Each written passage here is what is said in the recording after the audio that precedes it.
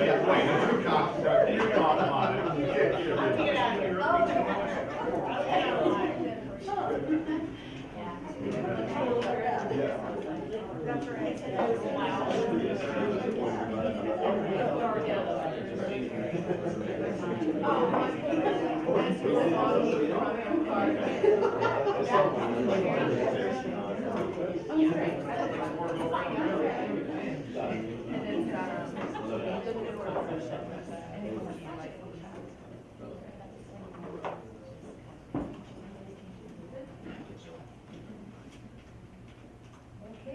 good morning.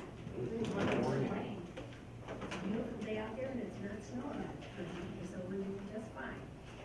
Notice of the time and place of these committee meetings was publicized by notifying the area news media, by updating the OPPD website, and by mailing such notice to each of the district's directors on February 8th, 2019.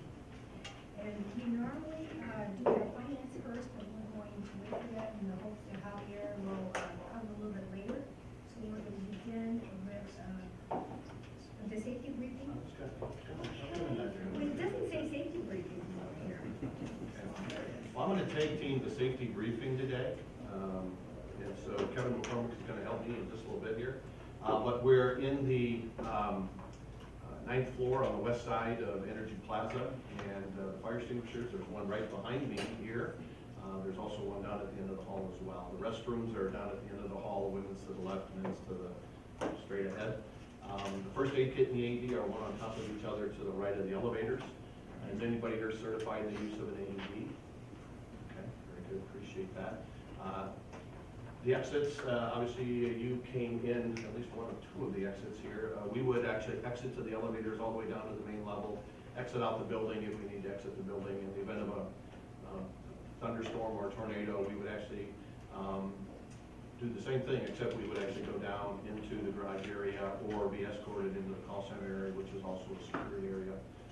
If there is a fire, we would ask you not to use the steps, not to use the elevators, but to use the steps all the way down to the main level. If you have a medical condition, please write it down or tell your neighbor. I talked a little bit about AED, but I'm going to have Kevin talk a little bit about kind of the personal seriousness about AED and CPR, and give his kind of personal story over the last couple months, the last couple of weeks. So Kevin? Good morning. And I'll bail you out if you need me to bail you out. All right, thank you. Kevin McCormick, Director of Safety and Technical Training. I want to talk a little bit about CPR. I got a personal story. On January 26th at 9/11, I collapsed in my house.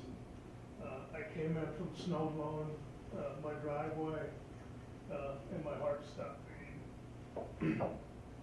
I'm very lucky that my wife was there, and she just learned CPR, and she took 5 minutes of compressions of my chest until the fire department got there. And every doctor and nurse told me that if she didn't do that, I'd either be brain dead or deceased today. And so I'm taking it a little bit more serious when I ask people if they know it, that they're also willing to use it, because I did a little bit of research. And, if you're not willing to use it, you might not well take it. And so just have that in the back of your mind. So thank you. Thank you. Appreciate that. It's one of those things, we go through the safety briefing and I kind of just step through the pieces without a whole lot of thought process around it. But Kevin's story and my opportunity to talk with Jill that day and see Kevin on Monday or Tuesday or whenever I came back into town. He looks great today, but it was pretty serious. And so I would ask us not just for us to think about CPR, but for us to think about our family members that need to have that training. It's kind of one of those things in our house with my wife having, grandbabies on Tuesdays. She's going to get certified in both an AED and in CPR, and we're going to have those things at our house. It's just one of those things you just need to make sure that you cover. So, Kevin, thanks for sharing that story. I know it's tough to do. Thanks. So with that, Thank you. And I apologize for trying to avoid the safety briefing. We weren't That gonna was, let you. that was my We're gonna let you. That was my negligence, I apologize. Okay, then we'll go to nuclear oversight committee meeting. Sure. Mr. Well, Yoder? I'm just going to make an introduction to Vice President Bishop. If you could help me out here. Thank you. Good morning. Nuclear Oversight Committee, we have 3 things we'd like to report on today. The first is we're continuing with our dry canister construction that is being done at a facility in South Carolina or North Carolina. In any case, that is proceeding as planned at that facility. We are also internally validating the use of our crane and our fuel handling machines, so we're getting all of those ready and making sure that our employees are ready to make these moves. We are still on schedule to begin movement of our fuel from the spent fuel pool to dry cask storage in the fall of 2019. So moving right along.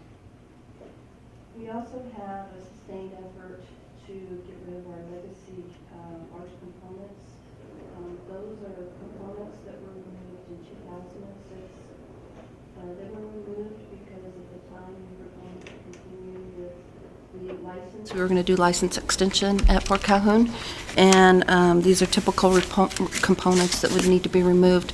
They've been stored at Fort Calhoun since 2006 in a building, and we are now starting to remove those and ship those off as radioactive waste. So this will continue throughout this year. We started it late last year, and we'll continue this year with shipments moving to the storage facility in Clive, Utah. And last but certainly not least, you know that we're working on a deconstruction contract, and so in the closed session, we'll address some of the parameters around that. And that concludes my report. You know, Mary, I just might add, part of this is part of our commitment to the board. Late last year, we talked about as we go through this process, that we would update the board on a periodic basis to give you an update, and that's what that closed session is to give you an update. And obviously, we'll share, as we get to that decision point, kind of how we went through that decision process, and we'll do that in a more public setting. But we wanted to make sure we shared with the board some of the details around that negotiations. Yeah, I appreciate that. I'd ask Mary if, to be sure to be ready to respond to our new board members if there was any context setting or anything that you didn't already get on that, especially. I need to be reminded every so often. I don't mean to put you guys out there on the spot. But I think you did a good job on that. Thank you. Thank you. Is there a decommissioning oversight committee meeting, quarterly meeting coming up? There is a decommissioning oversight committee coming up. I don't recall the dates. First week of March. First week of March. There we First go. week, it's third. And the exit meeting should be on your calendars. Okay, great, thank you. Thank you for the question. Okay. There is nothing else for nuclear. We can go to Public Information Committee meeting. That would be Lisa? Okay, because I guess I'm officially the chair, or else Craig is actually. Not yet. Not yet, yeah. This is Thursday. the area that everybody is like, whoo, we haven't really officially voted on anybody yet. So everybody says, Either way, okay, we're we're gonna gonna turn toss it a over to ball Lisa. and turn it over to All Lisa. right. Well, we're in day 24 of the legislature. We're going through, as you know, we've been putting the matrix in director's update. So we'll be giving you an overview of some of the items and our positions that we've recommended to senior management, and then, of course, to the PI committee as well.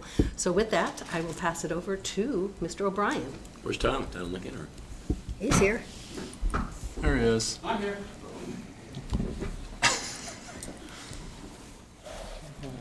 Oh, The clicker. the clicker.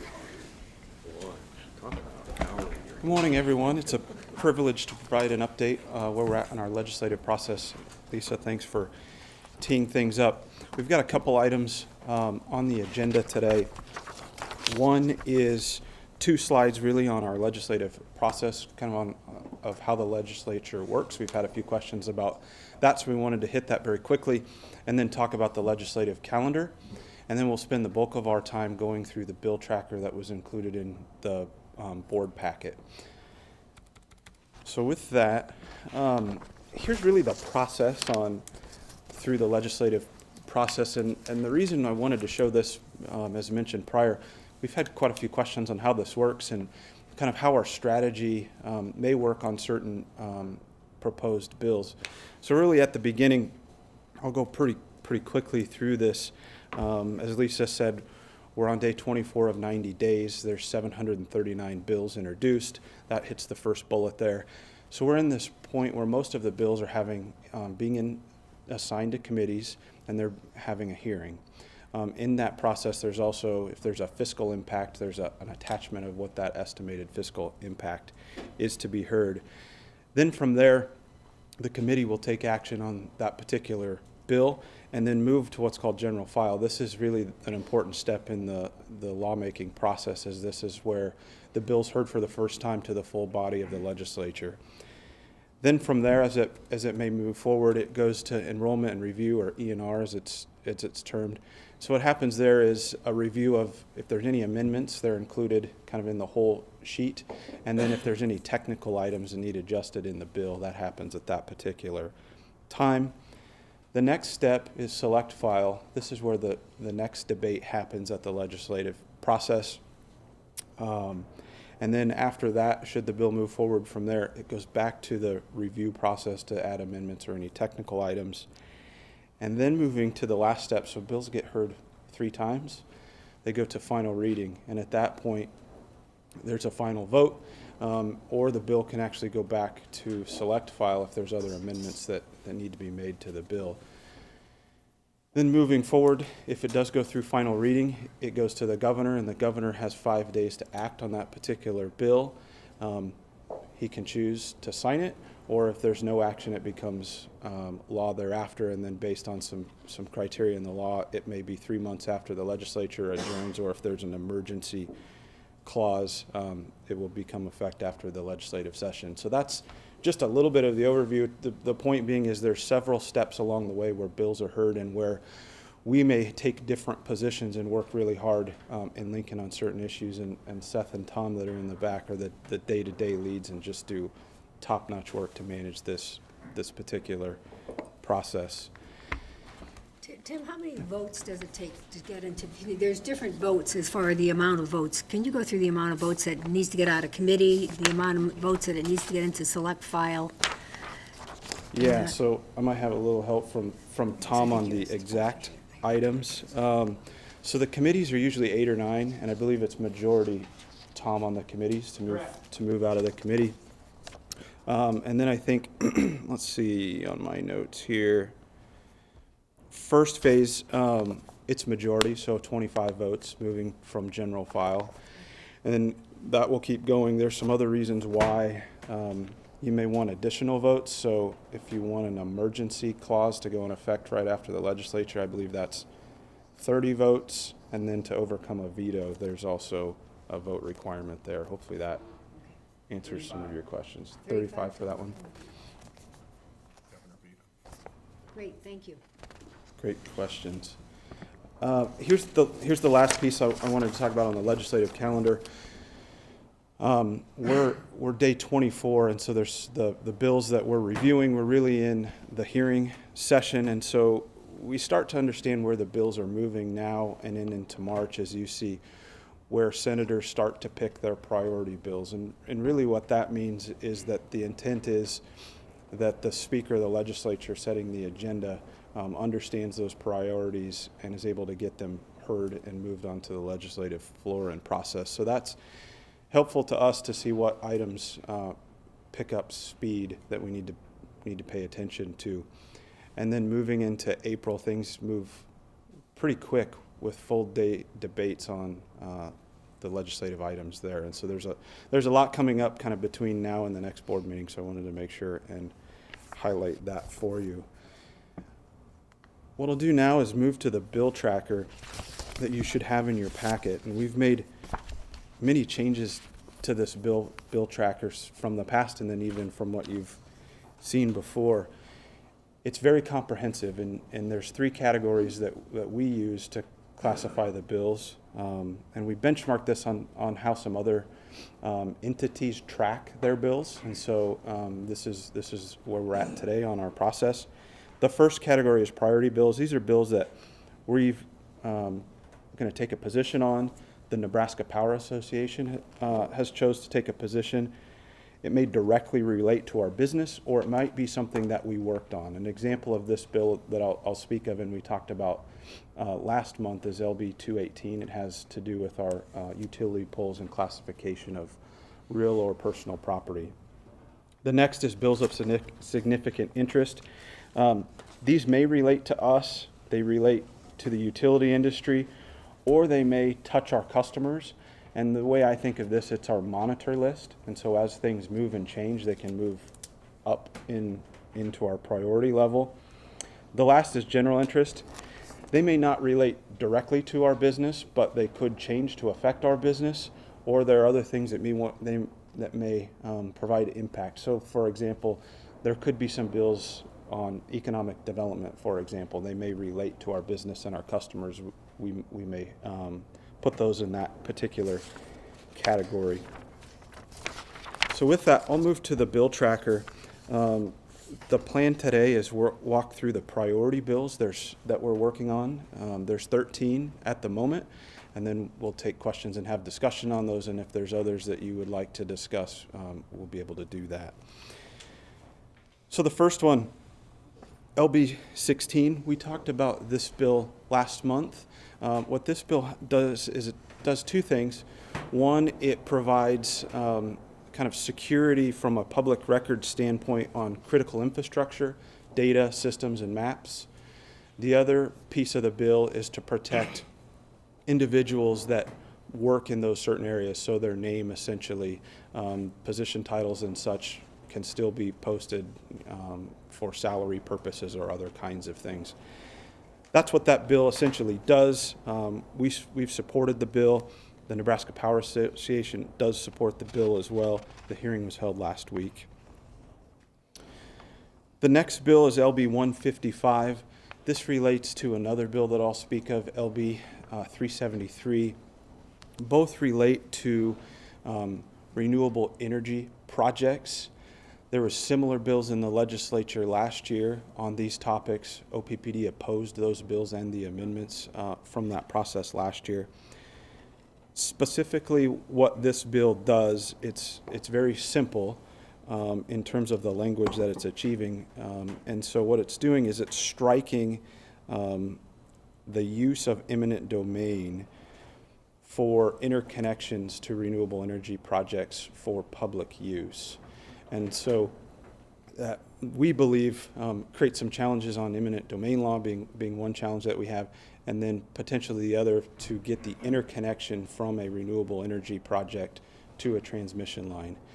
And that's the reason that we've opposed the bill. There was quite a bit of testimony on this particular bill last week. So this legislation is just targeted toward utility companies and not just government bodies in general, correct? It's really targeted, it goes back to a prior bill that we call it Wind for Export, or LB 824, to allow for private wind development in the state, and this is in that section moving to the interconnection piece of those renewable energy projects and removing that they're for public use. And so the ability to use eminent domain on those particular projects is what the bill is attempting to do, is remove that ability to do that. Okay. Yes, sir. And do we have we used eminent domain recently? How often is that the case? Do you have some examples? I mean, what type of what would be the significance of the impactor? Yeah, I'm not prepared to speak to specific examples. I think that's something that we can follow up on. But to my knowledge, I don't know that we've used eminent domain for a renewable energy project such as this. We have used it for other transmission or distribution routing projects. Mm-hmm.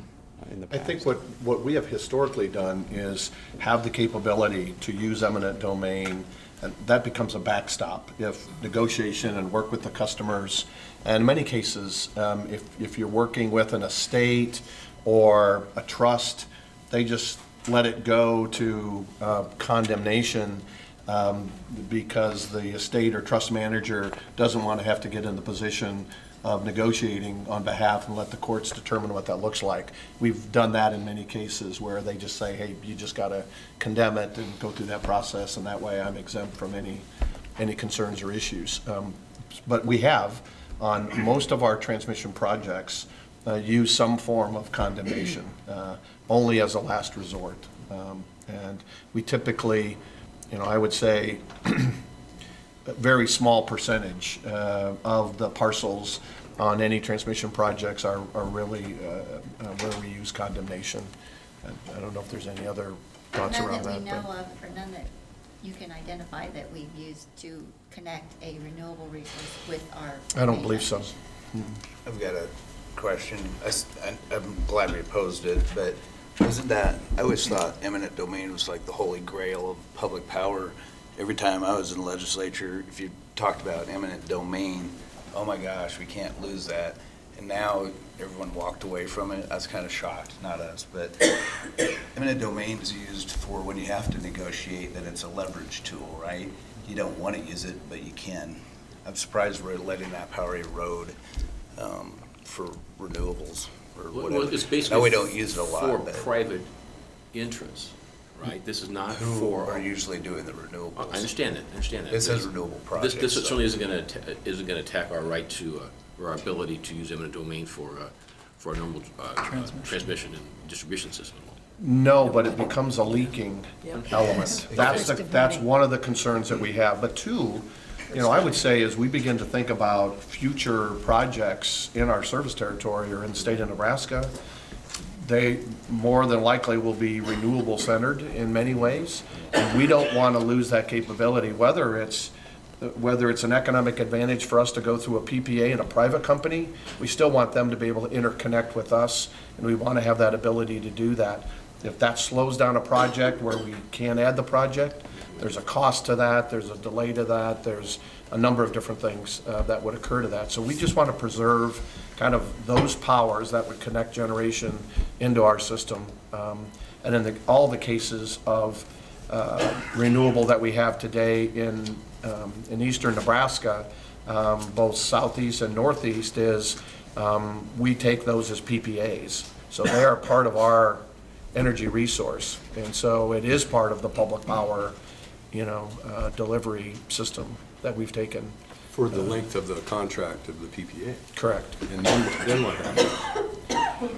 Well, we don't know that yet. There's a lot of things that can happen. So there's a number of things. One is project could just, so a 20-year PPA at the end of the 20 years, we can renegotiate that contract.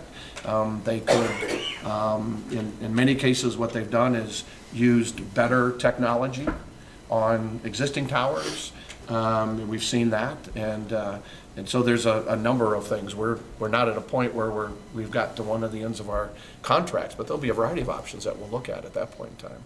Are there other alternatives that make better sense than the current project? So information gathering here totally. I don't have a position, don't know enough about what's going on. As I see the notes that are written here, I haven't examined the bill at all. It seems that this is a structural issue of the rights of the government being played as the rights of a private entity. So a private entity can build something, uses the government to be the agent where eminent domain occurs. That seems to be the tension of the bill, is that right? I think the tension of the bill really goes back to the Sand Hills. This is the Sand Hill issue that Senator Brewer, and we've been very upfront and direct with him about why we would oppose this, but it's really to defer those kinds of projects to occur in the Sand Hills area of the state, and his constituents don't want projects built in that area. We've just said we'll work on PPAs that are not in those areas because we think there's other opportunities, as you saw in Shoals. So that's really the nexus to this issue, is really speaking to the Sand Hills. we didn't want to get in that conversation. We just wanted to make sure that we preserved Yeah. our right to be able to interconnect any PPA that we have with a renewable project.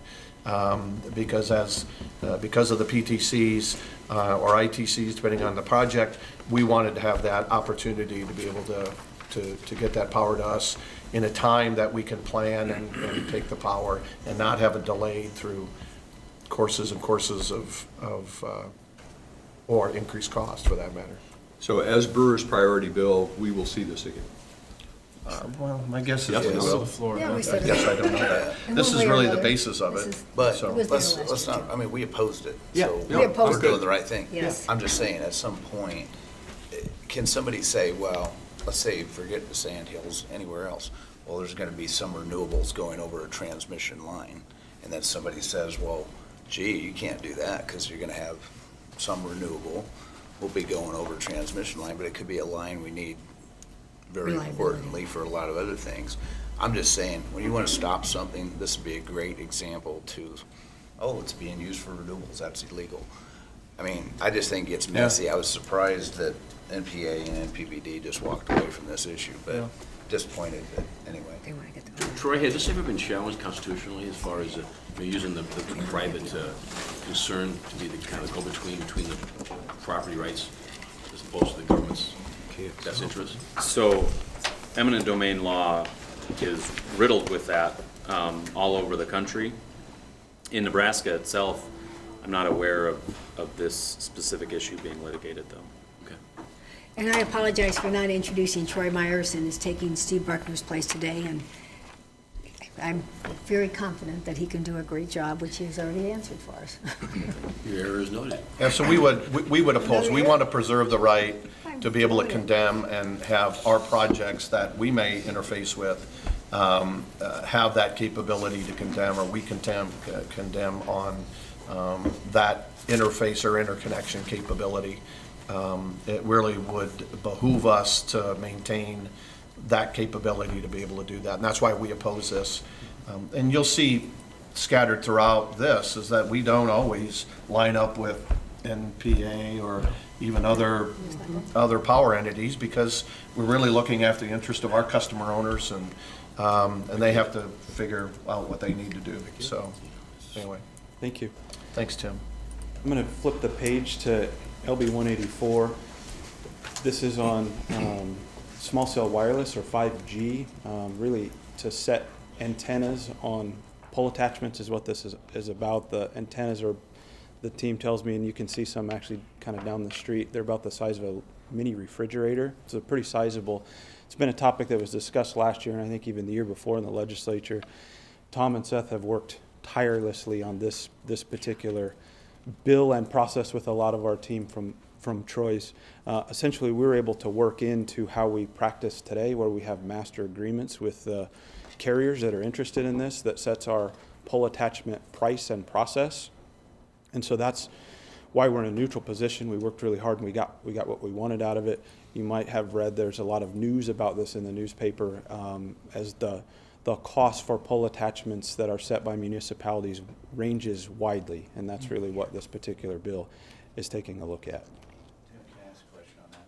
So if they want to put 5G in, and they're already doing this, and they wanted to do, we're going to come in and put 2,000 of these things in, was probably exaggeration, but we want to put 2,000 in, you need to approve 2,000 sites within 90 days. You got a clicking clock to get that done. Is that still in the bill, where you either have to approve all the sites or you don't, or how's that work? Because I heard there was a time clock going. People didn't like that. Like, we can't approve all these sites. We got engineering to do. We got a lot of other things. You have to make Yeah, the ready timing costs to of it. do, Yeah. you have to do structural engineering to make sure you can handle it on the structure that they've identified. But was that language removed for public power or something? Because it wasn't for other people. Well, we're exempted from this bill, correct? It was removed for us, but now, everything we do and NPD goes basically within our master agreement. Whatever we set in that master agreement is what we are subject to. There's still a shot clock and all that stuff in there, it's still in the bill, but we are not subject to. Oh, so we get enough time to like do it Whatever right. is in our master agreement that we have an agreement with the wireless Yeah. companies, we get to do that. And then even at sometimes on that, we have that in the agreement. Sometimes the wireless company can't match something and they ask us to work with them on it. So we have a little bit of flexibility within the master agreement to be able to do what we need to do. So basically, they gotta use our master agreement, is what you're Yes. kinda saying. Correct. Okay, that's good. And I would say our conversations with the carriers have been very positive. We have a good relationship with them. We work very closely with them. We accommodate them in many ways. We're very responsive. The issue wasn't with us, the reason why this bill was set up. But there is a concern. This is the reason why we were exempted ourselves from this bill, is that they could ask for 500 sites. Yeah, that's right. You'd have 90 days to do it. We may not be able to get that done. And if we did, it may be taking away from other real customer work that we're doing, and we didn't want to have to be put in that position. And that's why we asked Public Power to be exempted from the bill, so. We were able to get that last year. We Mhm. had it exempted. That's correct. Do these attachments put us at any additional risk during storms or? Yeah, that's the reason why we asked, I mean, we want to make sure you have time to do the right structural engineering to be able to do that, which is what we do on our system all the time on any attachment, is that if you have wind and ice, and they go through all of that engineering to make sure it can withstand it. You know, there are some concerns or issues that if you have a pole that's down, because of wind or because of ice or because of a car or truck hits it, we'll have to put a pole back up. Companies will have to figure out how they're going to put that back up. There also is safety issues regarding frequency, and I'm trying to think of the right word, so someone help me out here.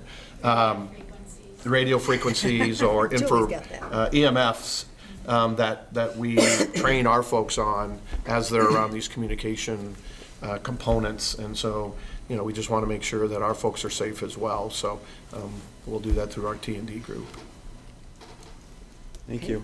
I'm going to move to LB 218, so keeping the theme of talking about polls. We talked about this one last year. This is a bill that we're kind of sponsoring and moving very closely with the senator on this, but the issue was from a recent Department of Revenue audit, reclassifying our polls from real property to personal property. In that, it's a pretty significant several $1 million of impact potentially to the district, where we would need to collect sales tax if we touch or modify or provide service to our polls. Similarly with the attachments, there's sales tax associated with that. The hearing is coming up later this month. Javier will be testifying on behalf of OPPD in support of this bill. Next one is LB 283. And this bill provides a study on climate change. The hearing was yesterday, really well attended. What it does is it builds on a 2014 study that was completed on the topic with various recommendations in there. And then in 2016, a legislative resolution was put in place to create a task force or a committee on climate change. So this particular bill is moving to further the climate change discussion and create a study and action plan based out of those prior works. That would be conducted by the University of Nebraska. I wanted to add that important piece. Our team has continued to monitor the bill. There's been a lot of review of prior discussions and the report, and so the hearing yesterday was very helpful to understand the direction that the senator and others have to move this topic forward. So, I'm sorry, so on that one, by this Friday, we would see an additional update about that? Or what's the timeline for what it says? More information to come, we'll be attending to monitor. What is the timeline for when we would see an update about what we think, if there would be a change in position moving forward, what that might be? Yeah, wonderful question, Director Williams. So with the hearing yesterday, we're kind of taking in that input, and then our process, we go back to senior management and look at what our next steps would be on the topic. I think on this particular one, we're certainly interested in what the results are and then what role we would play to support a study such as this. Great, thanks. And just to clarify, this is not just another study. This is an action plan. So the study's already been done. Even though the study was not sanctioned nor paid for by the legislature, it was done at the university on their own. So this is not just another study, it's an action plan. And so it's not, the study's already been done. Yeah, I would echo that. This is What to this do, is yeah. intended to adapt and mitigate to climate change, right? And as we've talked about, it will have, I mean, if the plan goes forward, it will implicate us in a variety of ways, right? There's no question about that. So staying abreast of where this is going is really, really important. And I know that the hearing was interesting yesterday. There are a lot of questions about where that fiscal note, where it's going to come from. Fiscal note is the problem. But certainly interested in where this goes and where we view ourselves and what our role is. And as I've said before, even if we view a bill as essentially not going to move forward because it's got a fiscal note, that doesn't mean that we step away and say, okay, it's dead, we're not going to engage. Because with something like this, I'm really interested in ensuring that we further the conversation for future bills. So on that, it says they're gonna transfer $250,000 from the university, so it's not coming from general funds. Was there a university there No, to no, no, oppose no. it? It's not From to the university. Right, yeah, from but the that's waste going to the fund. university waste reduction fund. They're gonna lose $250,000, but did the university oppose this, or what did they say on that? I don't Were you know. watching it? I don't think they were there at all. I think it's robbing Peter to pay Paul, is what it It's is. just They took reassigning it- priorities. Yeah, they're taking money from NDEQ, a litter waste reduction grant fund that's actually fed by fees on businesses, fees on tires, tipping fees. And this will be the third raid of that fund in 3 years. And so that was my opposition when I testified yesterday to the bill, was that they were stealing money from communities around the state who are Keep Nebraska Beautiful affiliates and a lot of projects that people have locally. The funding is matched, so it's essentially doubled. And all of that goes away for that $250,000 that would then go to the university. So that was my opposition to the bill yesterday. I think the plan, the action plan, the report that was done in 4 years ago, the roundtable report, each roundtable, I was a contributor to one of those. Each roundtable report has action items within it, so there is already a list of actions that could be taken that's been out there and no action's been taken. So one of the improvements that could be made on this bill, should you choose to, speak to that, is that there could be some action items included in the bill that have already been identified by sector experts. Rather than waiting for another 2 years for a plan that would then take more time to implement because nobody's designated as implementing. Right. So in my view, it doesn't do enough, but I would be willing to let that go if they didn't raid the DEQ funding bucket. So we'll continue to monitor this progression as This this is an kind of. example why it's a monitor. It could be, this bill could be improved. Absolutely. Well, we even talked internally about, between now and as this bill develops even a little bit further, our active participation. I mean, some of the conversations that we've had about understanding the implications of all of those activities and how would the power sector, how would the utility sector be engaged and included in what that would look like. So we'll continue to monitor, and as this bill begins to develop, we'll see kind of how our role is going to be involved in it. Terrific. Wonderful discussion. If you want to flip the page, we're on LB 285, about halfway kind of through our priority bills. This particular bill, 285, what it does is it appropriates funds for a study to the Nebraska Power Review Board to study transmission distribution infrastructure, to look at encouraging development of renewable energy in Nebraska. Our position is to oppose this, as is the Nebraska Power Association. We believe this is very duplicative of the work that happens within OPPD with our system planning team, also coordination with the Nebraska Power Association. And then lastly, with the Southwest Power Pool and the coordination that happens there for transmission and distribution planning efforts. So did you talk to McAllister about this then and say, hey, we can get you information?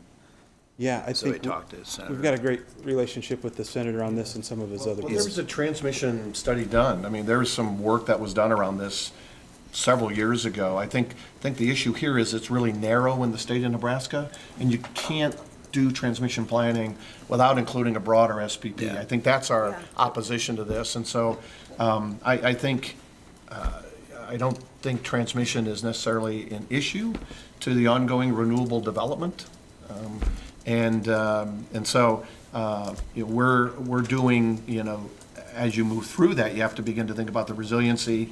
This board will hear more about that in the coming months, what that looks like, but we just think this is not the right way to spend $200,000. You have to think about it much bigger than that, and that's our rationale around this. So NPA has not come out with a position yet.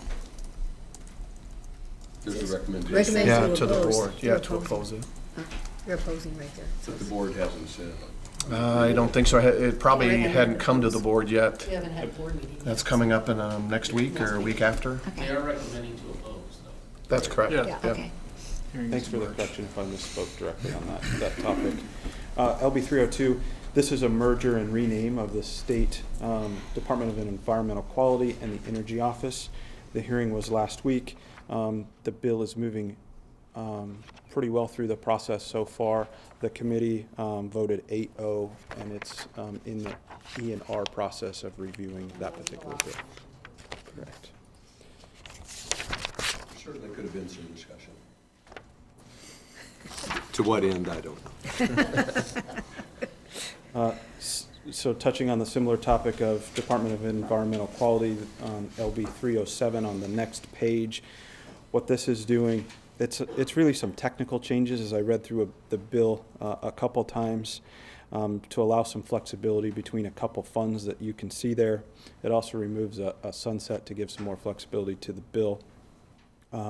We supported the bill, provided a letter. We think there's some possible benefits as we go through the decommissioning process at Fort Calhoun to utilize some of the funds associated with this particular structure. The committee, I did see last night, voted 8-0 to move this particular bill forward. Next bill is LB 373, relates to the discussion we had on LB 155. What this particular bill does is it creates zoning and different setback requirements, and there's some other things in the bill. Those are the highlights for renewable energy projects.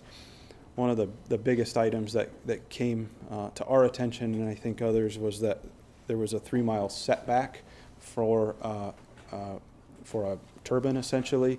That seemed a little bit arbitrary on how that was put in place.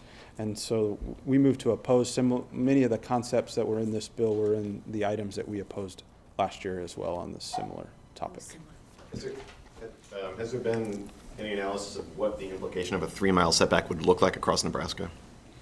I mean, because this is 3 miles from a residence, which may or may not include machine sheds, that kind of stuff, but that if you were to look at that distributed across the state, wouldn't this be bordering on statewide prohibition on wind energy? Yep. Yep, I mean, You got I it. don't think I can strongly enough express how you got it. serious that would be for the economic opportunities in this state, both from the construction of the wind turbines, the installation, operation, maintenance, technician jobs that are there, and the economic development that comes from wind and clean energy being available to businesses who choose to site in our state because of that opportunity. Don't forget local tax revenue. And local tax revenue Local to tax support rural revenue, schools, rural districts. I think that the idea that a 3-mile setback is even within the realm of discussion is, an insult to the forward view of where our state needs to be going, and I'm very glad that we are opposed to this. And I'm disappointed that NPA and PPD are not more vocally indicating that this is extremely regressive language that would hurt our state significantly in the long term. Thanks for the comments, Director Williams. You read our as letter, you didn't indicated, you? we were certainly. Well, thank I you. did, but I didn't need to. It's already there. You didn't need to, you were well aware of I it. knew that. Right? Okay. It's kind of bogged down with this. Yeah, well, the committee hasn't voted, just not sure where it could go. the senator holding this has designated the other bill as his priority, so. So it'd be tied together with It could be. Could be. It could be. And this was referred to the Government, Military, and VA Committee? Yeah, Because it affects county zoning. good. Thank you. Thank you. Looking at the next page, LB 462, That's probably this better. has to do with the one-call notification system. The hearing was yesterday, pretty well attended. We're moving to oppose this bill. There's really three main items of why we would, or why we chose to oppose the bill. One is it puts a board in process if there's issues or hits from a locate process. Right now, we work with contractors to resolve those issues. We don't see a need to create another step in the process to create a board to do settlements. The other is there's a license requirement, and as I understand it, this would be very unique. I think we might be the only kind of state or area to put a licensing requirement for the locating, the persons in which that locate utility components. The last is there's added costs. So with licensing and other things, we believe there'll be added cost to the per ticket price that each utility pays. There was a couple people in favor at the hearing yesterday and quite a few that were opposed, including some other utilities. We moved to oppose on this particular topic. Looking at LB 509, this has to do with net metering and updates to the current net metering law. There's several components to this particular bill. I'll speak to just a couple. One is it moves the amount from 25 kW up to 100 kW. It also has some language about how the utility may go about cost recovery. And we've been spending a lot of time analyzing and reviewing about how that may work in the particular bill. There's a few other technical changes. Our interest on this topic is to make sure that costs are appropriately allocated and that safety and resiliency of our system is maintained. And so we're continuing to work closely with the senator and our subject matter experts working through the And I would concepts just of share with the board, in the closed section document, one of the things that we're going to discuss in closed session is a little strategy around this, and so have that conversation in closed session around our legislative strategy and the concepts around that. And so that'll be part of the closed session. We'll do a little bit deeper dive around this topic and get the feedback and input before we have a public position around this legislative item. Thank you for that. If moving on to the last page on the priority bills, there's two we'll speak of quickly. The first is LB 678. This does two pieces, and so there was the Volkswagen settlement dollars that'll be moving into the state. So what this bill does is create a cash fund to be able to receive those funds. The other piece that's of real interest to us is that it moves to 15% of those funds to be used for level 2 and 3 electric vehicle charging stations.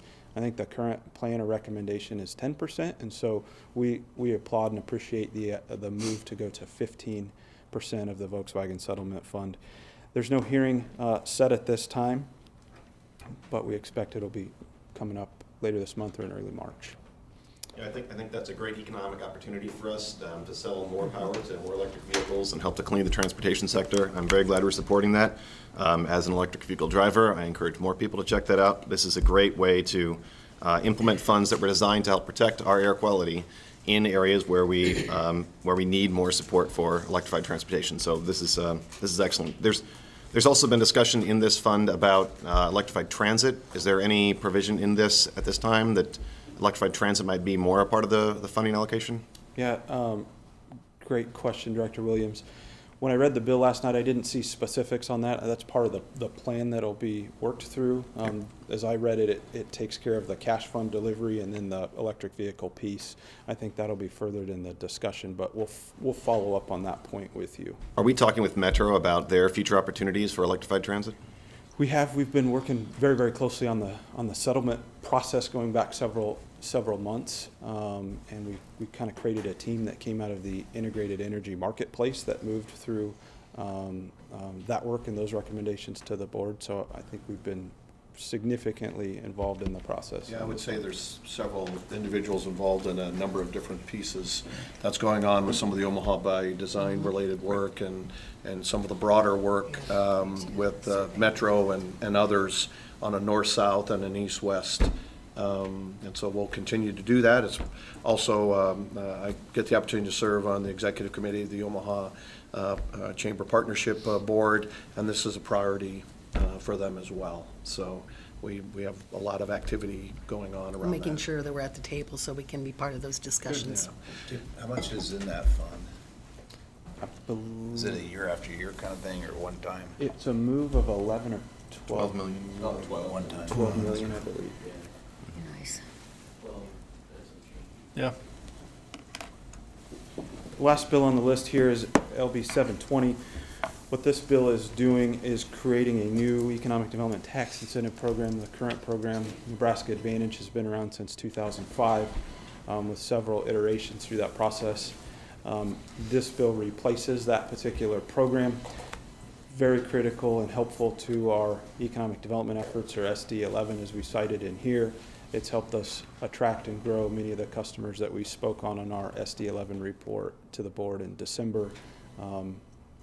We've been personally heavily involved in the particular discussions on this topic. So this is a replacement of a prior initiative? So the funding that would have gone to that prior initiative would go to this, then how's this? Yeah, so this is the tax incentive program, and so the goal is that there's no fiscal impact. So to remove or Okay. remove applications for Nebraska Advantage is what it's called today, and then this program would Okay. It's the work next inside generation. that kind of funding parameters of that particular program. A great question. That concludes the list of priority bills that we wanted to raise to the board today. I'll take any questions on any other bills if there's one you have particular interest on discussing. Federally, just wondering if, I assume we're taking a look at the Green New Deal and what that entails. I haven't spent any time with it, but being mindful of what that looks like. I don't know how carbon fee and dividend, we've had conversations as a PI committee about that. I assume that's on our radar. It is. Yes. Okay. Yeah, it's just a concept form today without any Yeah. details. Yeah, they weren't Typically, sure. we wouldn't get necessarily involved until there's a bill that's developed, that's actually in a process within either the House or the Senate Okay. in that process. Okay. So Green New Deal is concept, is the carbon fee and dividend, isn't that a thing? That is a bit. It's a bill, but the conversation we're hearing from a variety of different is it doesn't have a path forward at this point in time. And as we have that opportunity to determine that path forward, that's when we'll get actively engaged in what that looks like. And we have been meeting with citizens to go through what their analysis is, and so they are bringing back to us some of the various analysis so that we can overlay it with ours.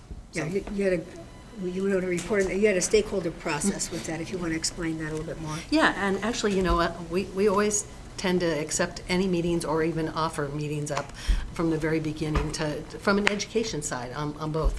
And in this particular organization, there were two new members that really were not familiar with all of the work that we had done in terms of closing, units 1, 2, and 3 in our resource generation. So it was a great level setting, and then we were able to take that with a couple of the individuals, Mark and Kay, thank you. Mark and Kay were Yes. they're not one of the new ones, by the way. No, they're not. So what we were able to do is, they're going to provide some of the analysis that they have. So we have some deliverables back to each other. We made a commitment that we'll get back together in 2 months.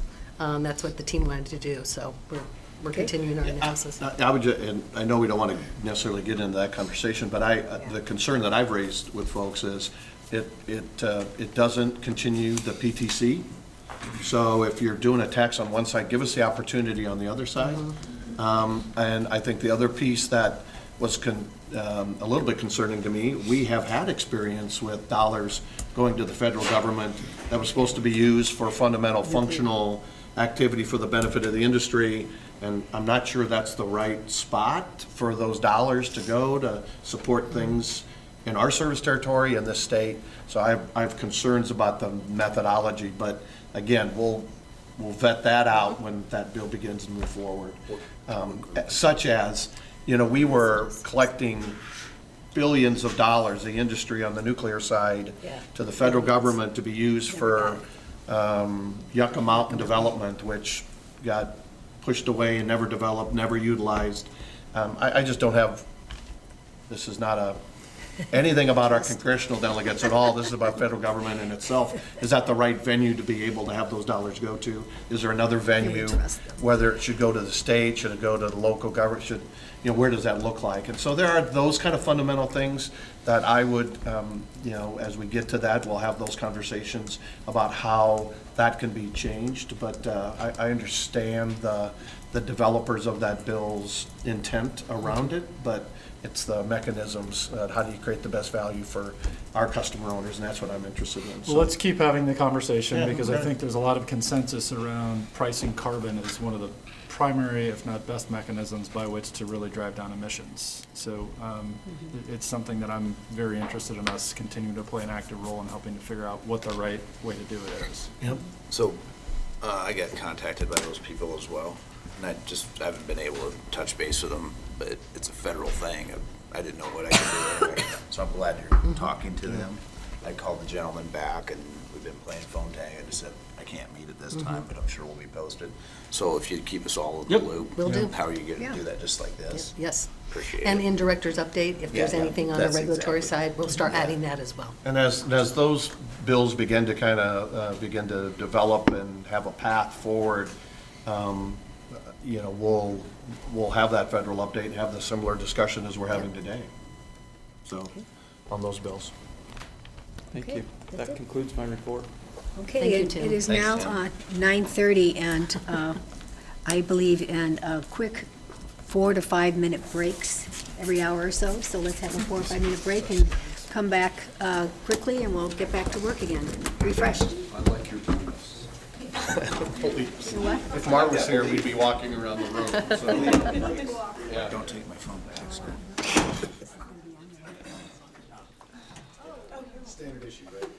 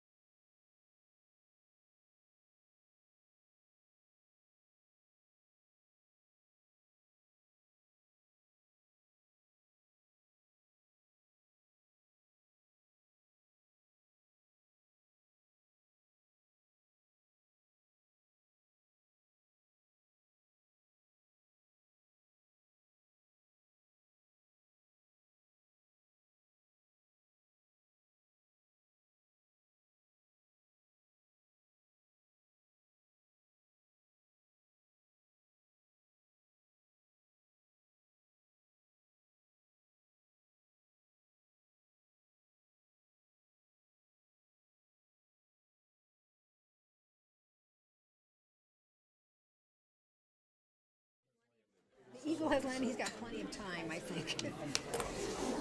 Okay, Mr. Yoder.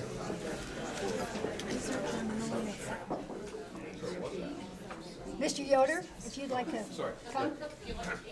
Thank you. If you could report on your committee meeting that you had earlier this month? We had a committee meeting on Friday. It Okay. was a system management committee meeting, and we went over several things. Thanks to everybody who was able to make it there on really short notice, and I appreciate that. We're going to start off here by looking at contracts over 500,000. And what did you discuss during the meeting? Oh, so we discussed, thank you.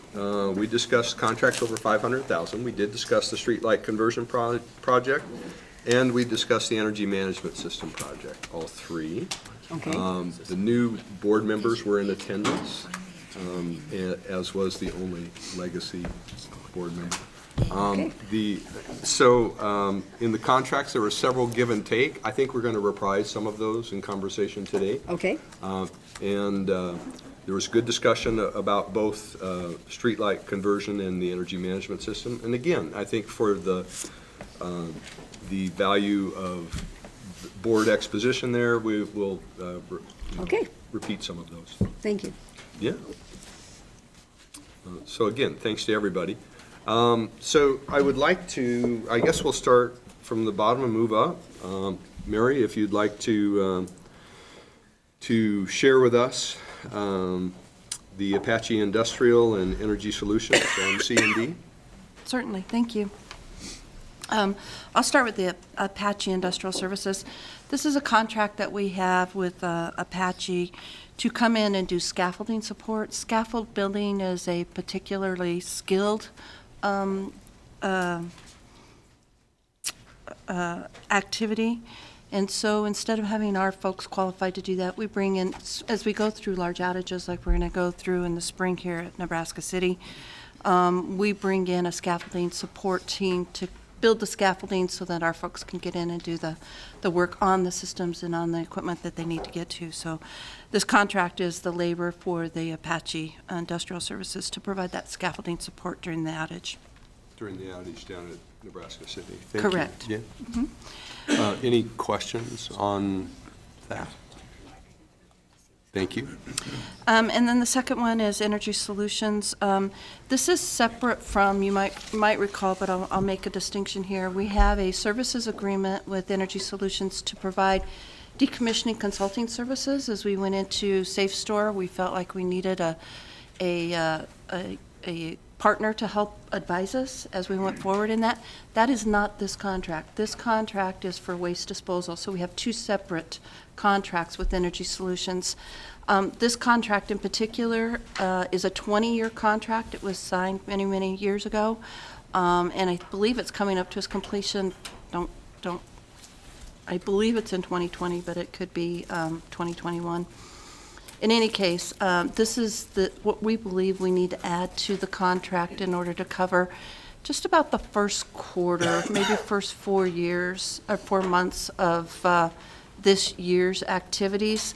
As we go through the decommissioning contract, moving from Safe Store to Decon, that contract, we'll take a look at it and see what needs to change or revise or to do whatever we need to do with that contract. But this is what we need for the first few months of the year to get all of the radioactive waste shipments that we planned out and moving. So that's what this contract is for. So thank you very much for that information. Any questions about either of those contracts? All of these contracts are reporting items, and we do value that information that's given to us. Vice President Brown, could you share with us what's going on with ABB? ABP Enterprise Software is the vendor that we use for our asset suite maintenance and support. So this is a standard renewal of support. It's a 3-year contract for $1.4 million. So this is for 19, 20, and 21 to cover the maintenance and support, which allows us to contact them when we need their assistance and to work with them on this software. So we'll see this again in another 3 years? Is that what you're saying?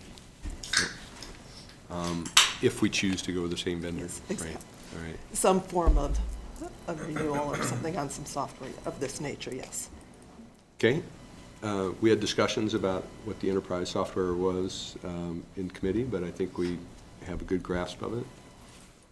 Anybody else? All right, good. Vice President Fernandez, CFO. Welcome back. Good to see you. Right on And you. your timing couldn't be better. We're looking at a couple of $500,000 contracts. Okay. One is on fuel supply, and the other is on the aerial and digger derrick order.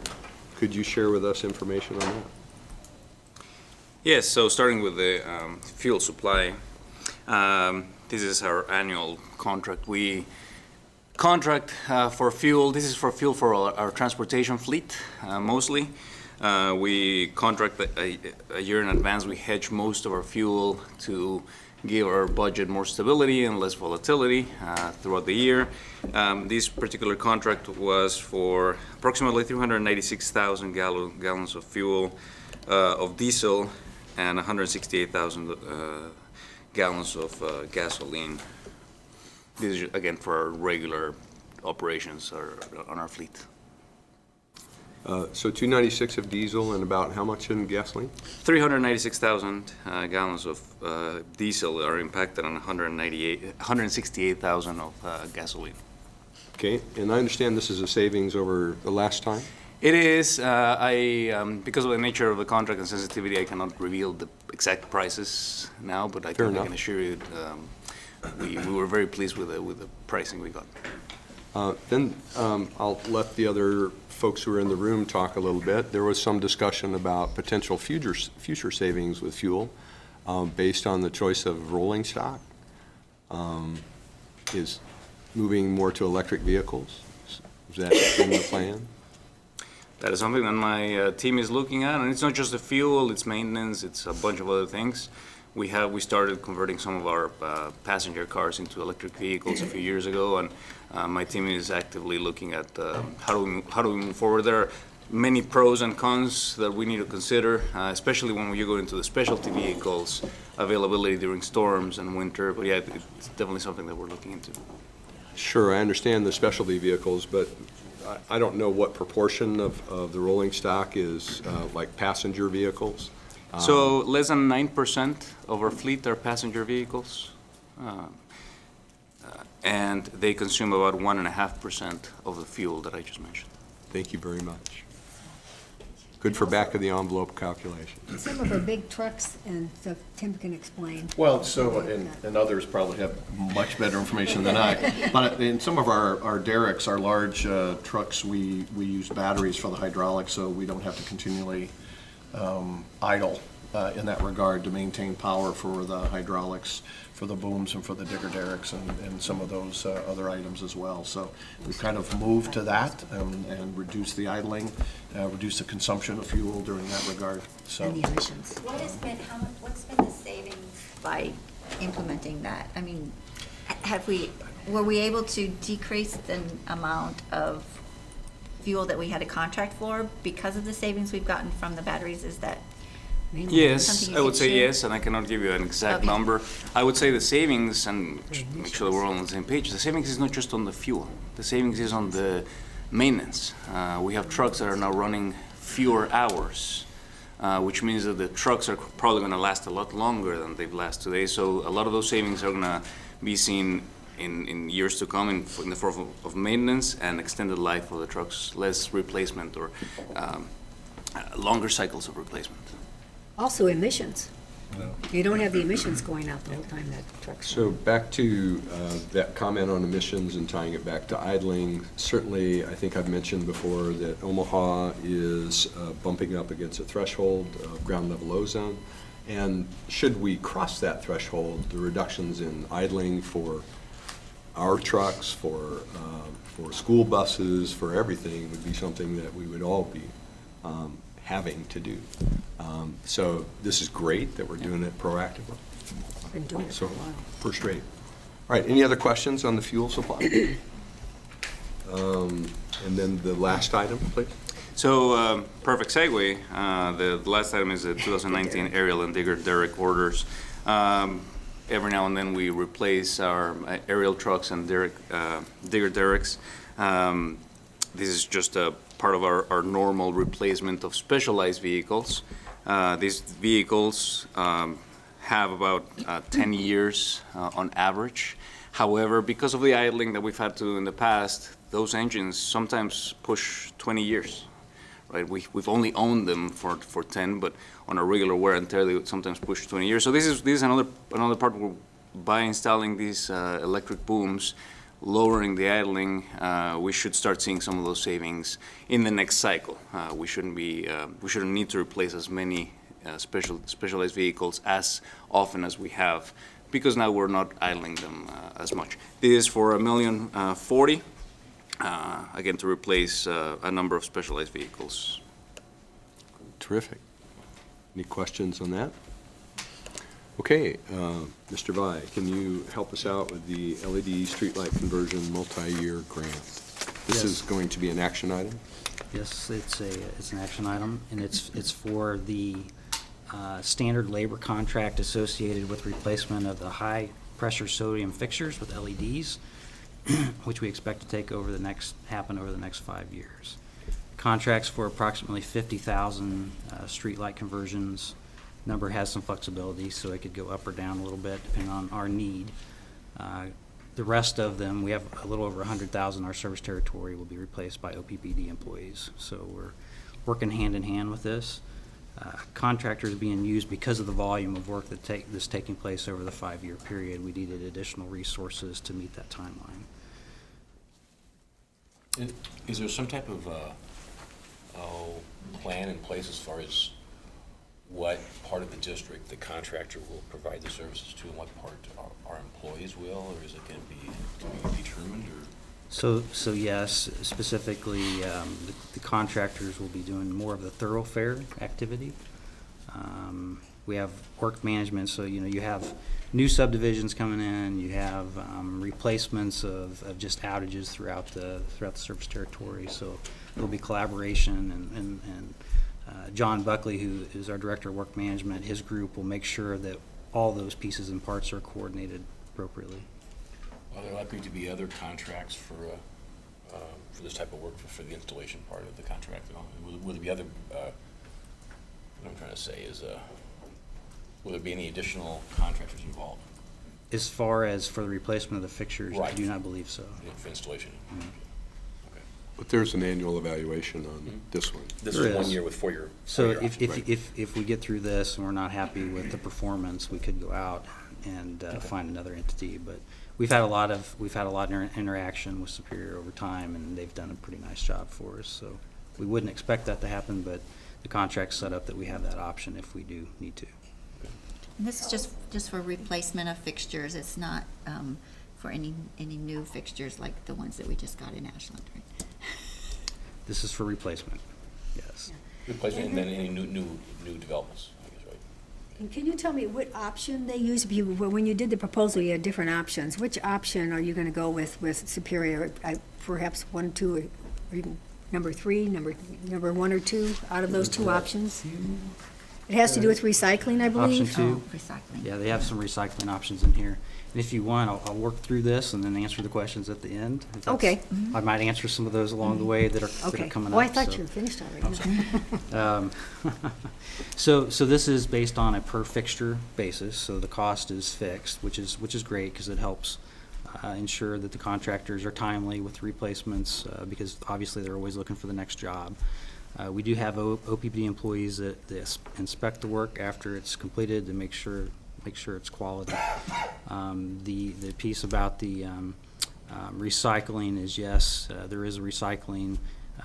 It will take place on their campus, and then I believe what happens is our employees transport the equipment after it's been recycled to the location that it actually gets final recycling.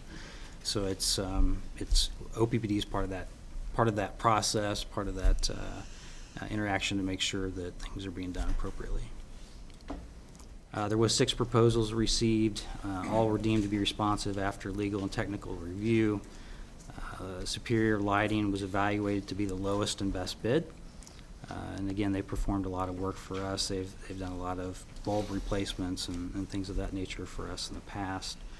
They're located here in Omaha, so they're a local company. They have a pretty good knowledge of our system because of the work that they've already performed. And so what we're asking for here is authorization to award the labor contract for the LED streetlight conversion to Superior Lighting, Inc.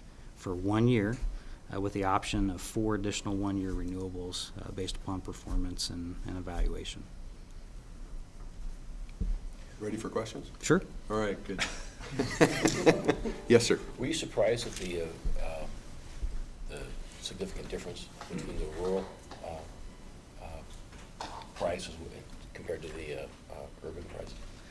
I don't know that we were surprised. I mean, John could probably speak to that a little more. I mean, the nature of the urban is, you know, you drive further and you have a lot of county roads and things, but, I don't know, John, do you have anything to add to that? No, it's that travel time, right, getting out to these smaller villages and towns. So you've got a small concentration of lights scattered out throughout the rural territory, so we expected to see a little bit higher price there. And just a quick point of order, if when we're commenting from the gallery, if we could come up to the microphone, just for the purposes of audio, it would be helpful. Thank you. Thank you, Scott. Thanks, John. We'll take a repeat on that while I observe that I should be charging you mileage to come in. And for purposes of the record. Okay, Craig, go ahead. Yes, so Could you John repeat Buckley, that? Director of Work Management. And in response to the question about cost, a little bit higher cost in the rural for these fixture replacements, basically it's based on travel time and getting out to these smaller villages and towns where, you know, there's a handful of lights or a couple dozen lights, and then you're, you know, another drive on to the next town or village. Okay, thank you. Other questions? Can you talk a little bit about some of the benefits that comes from the LED upgrades, energy, cost, maintenance, all that kind of stuff? So maintenance is definitely a positive point because the bulbs last a lot longer. And when you have 100,000 plus of these in the service territory, you know, the less touch points that you have, the better it is for us. There is a reduction in usage. I'm trying to remember what percent that was. 25%. So there is a reduction in the usage. It's and about 50%. 50%. Right. Okay. 25% is the cost reduction, because there's the capital cost that's included in that, but the energy usage will be about half. And if I remember right, it's about 39 million kilowatt hours of energy a year. And although they're not technically brighter, the coloration makes them appear brighter, so you get better visualization of the areas. So we've had a few folks take pictures side by side. It's been kind of interesting to see. It's a big difference. There's a wire story that shows the difference between the lights and explains all the benefits. And so this is, the energy cost is primarily paid by other public agencies, cities, counties, that kind of stuff. Can you highlight how the benefit breakdown, the cost savings to them from the rate that was updated last year, and the cost savings to us from maintenance, how that breaks down? So whatever it costs us gets passed on to the municipalities, and so, like I said, it averages around 25% reduction. Once the 5-year period, we have 100% installed LED streetlights. So that will pass through to the municipalities, and they'll be able to, I guess, use those savings for whatever. I think in the city of Omaha, it's in their roads department budget, so I'm sure they'll be able to use it wisely. Public Works. Tell us a little bit about why we're contracting as opposed to using our in-house staff to do this Okay. work. So as I said, there's roughly 100,000 of those. There was an agreement made, I believe, with the cities as far as timing and how quickly we would run through this process. And so we have 8 streetlight workers here at OPPD, and so you can imagine 8 trying to do 100,000 in 5 years is impossible. And so utilizing this third party allows us to be able to meet that 5-year time frame that we're looking at. And why wouldn't we want to hire 8 people then to accommodate this work instead of outsourcing? And I'm not sure that 8 people totally would get it with all the Right. other work that's going on with knockdowns and things of that nature. It's a long-term view. And so if you think about the LEDs, we had mentioned that you have fewer touch points, you have less bulbs that have to be replaced over time. The workload is not there for years and years to come. And so what we don't want to do is go through a hiring period and then not have work for folks and have to figure out what to what next steps to take at that point. Great, thank you. At the end of the 5 years, after all of the streetlights are replaced, are we looking at potentially a decrease in workforce then in that area? Or because of development, they keep busy with Right. new installations and? They keep pretty busy. We also currently use Superior to supplement some of the work that's going on. So Okay. right now, there's more work than what the aid can necessarily handle. But we Okay. have looked at what does that work look like after the LEDs come into place. And most likely what we'll see is reduction in the amount of outside services Okay, for that very product. good. Yeah, I guess I'd add to that, Troy, also that there is work that our crews need to do. Like, let's say somebody digs into an underground streetlight cable, or there's fuse issues, or there's switch issues. So there's some specific fixes that our crews are experienced and knowledgeable to take care of. And so we've used the contractor Superior to just do bulb and photo change out to help us keep up. But then this more specific work, we think that's still going to be there. Knockdowns, other issues that happen with those lights beyond the bulb or the fixture malfunctioning. So we'll still need that expertise in-house. And so we think we'll be right-sized as we move through this 5-year period at the end. But we will reevaluate and see what it looks like going forward. And that was just my concern, is Yeah. that, people value their jobs, and we value our employees, and want to make sure that whatever we're doing isn't going to put that at jeopardy at some point down. If there's any indication on what happened yesterday during the drive time, there was enough knockdown yesterday to keep those folks busy for a long period of time. And I would just say, our folks typically work on the most complicated, the most unique kinds of things with their expertise. And again, we will still have photocells and bulbs, even, not all of them will last 20 years. Some will fail, things will fail. People hit the poles, people dig into the poles. We just see that, and as we continually expand, we'll continually, there'll be work there. I'm not worried about that.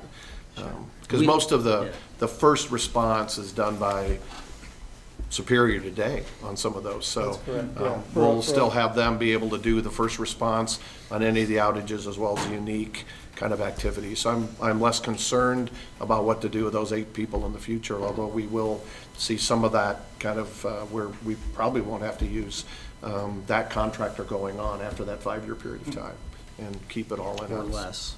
Or less, yeah, certainly. So, yes, sir. So you mentioned this is for the existing lights, and touched briefly on the idea of new light installation. Is there a standard policy that new lights are LEDs, or is that up to the entity responsible for putting them in, or how is that happening moving forward? I mean, are we? So all the new subdivisions going in are LED, right? So we're not. Well, I think putting- we were using up the inventory that we had with the existing subdivisions, but once that's exhausted, then we'll move into the LED for new subdivisions as well. Which I thought we were at that point. We may be. We're very close. We've been working with supply chain in McElravy's group to make sure we didn't run out, but we had enough to keep putting into subdivisions. And so we're almost to that break point here, probably in the next month or two, where we'll have exhausted our high-pressure sodium fixtures in-house, and then we'll be switching over to the LED. So, we had a little bit of inventory left, and we were trying to balance that as we made it to this transition, but we didn't want to be caught short. So just a little bit of transition, and then we'll be moving to LEDs in the new UR. Because there's about a 5-year life in those high-pressure sodium, so as we kind of get to the end of our 5-year conversion, we'll go back through those new ones that we're installing now to replace those. And then the LEDs typically have like a 15 year. 15 to 20 years. So. And this is for, I'm sorry, there's probably a technical name for the kind of gooseneck style overhead light that shines down. There are lots of other styles of lights around. Dundee has kind of the historic lights. 24th Street has some different decorative lighting. This is only for someone tell me the name of this thing. So The Cobra Head. The Cobra Head. Okay. So this first phase, we're going to be working on 100 and 200 watt Cobra Head fixtures. Supply chain is working with suppliers to find suitable and priced right bulbs and fixtures that can replace the Dundee decorative lights. We have an acorn light. We have what we call a hockey puck light, which is like a round circle up there. So we're working to identify suppliers for those materials so that we can convert those. So we have most of our lights are the Cobra Head style, so we're gonna get started there and then explore and find vendors and suppliers for the other types of lights. Great. Couple quick questions, Troy. This is annual, right? It's 2.3? That's correct. Okay. Second, looking ahead to reporting for SD7, make sure we're tracking the recycling that we're doing of these, because I'm guessing that weight is going to be substantial every year. And then, Good point. I always find this a little bit uncomfortable, but we talk about, let's see, where did it go? I went too far. We're asked to approve the form of payment, the bond, but we don't know what the form of payment is. And I just want to confirm that the form of payment is not, we're not paying these guys in cash, right? I don't know, this feels like a state required, we have to approve it, and it's probably not important, but I just want to make sure that we're doing our due diligence as a board. So that references to the form of payment and performance bond. Mm-hmm. And the district has a standard bond. Mm-hmm. So provided that no changes were requested in the sealed bid, if it's on that standard form of bond, then that bond's already been approved by the board. Okay, got it. If So they had asked we've for got something material that we've changes- approved, and so if there's ever a change to that in any one of these contracts, you'll let us know, because we've already approved that standard form of bond. Okay, got it. I'm gonna make sure I remember that for next time. Also approved by the board. Other questions? So just to reinforce, I think we did have some questions internally, and I think you addressed it, the recycling, the admonition or the reminder that we've got responsibilities from the cradle to the grave, and that we're going to make sure that all that's taken care of. I really like the long-term view that you're doing on managing the workforce and recognizing this is a slug of work, and how you're managing the hired in versus internally. I think you've got it blended well. The savings due to maintenance is something we're hearing in several different areas, and I think that's great. And what excites me most about the streetlight conversion project is that the savings is recognized for our customers, and not just an internal ROI that drives things. That, I think, is the most exciting thing that's going on there. So thank you very much, and you're up again for the energy management system. You'll sometimes hear this referred to as EMS, as we like to use acronyms here at the utility, but energy management system, really. Is that a vote? It will be a vote. Oh. And I'm sorry. Wrong organization. Sorry. Okay, sorry. Sorry to interrupt. That's right. I'm sorry. It was a potential point of order. The energy management system is the brains of our system, so it monitors all the flows that take place. It performs contingency analysis to make sure that our system is safe and robust, which it does about every 2 minutes, so it's a pretty complex piece of equipment. It allows for the remote control of generators and breakers and other pieces of system equipment. It records data for analysis, so we can record what's going on at the system at any given time and then review it later if we need to. This also helps us with our NERC reporting, as it is our system of record. And so it's really critical. It's the most critical system we have in the energy delivery side to support our system. It is currently nearing the end of life and will soon no longer be supported by the current vendor, which is why we need to replace or upgrade it.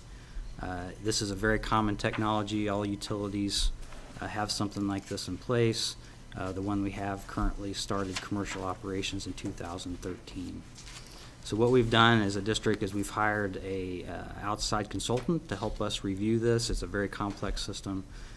So we want to make sure that we have someone who's familiar with some of the different products out in the market, the different vendors, to help us with that selection process.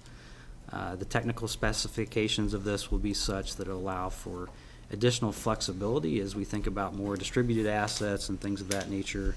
However, I will say the EMS system generally is focused more on the bulk electric system. There is some configurations we can do to get down into smaller areas. For instance, our smart grid pilot that we have here in North Omaha, it is configured in there, so we can get deeper, but it takes a lot of work and a lot of technical expertise inside to get down to those levels. But it does provide a lot of flexibility. You know, I think this question kind of came up in our recent meeting. You know, the West Coast utilities that you see that have all the solar and EVs and activity, they're using these same types of systems, so they do support that type of activity. There are only 4 vendors that really provide such a product. So the pool is small, but they're all pretty big companies that I'm sure you've heard of most of them. The district's engineer certified the work is technically complex, and the sealed bid would not be in the public's best interest, as it would be difficult to get down into those deep, specific granular discussions that we need to make sure that we're picking the best product for our customers and for the future. So when you get to that kind of level, having a defined RFP on a sealed bid becomes very, very difficult.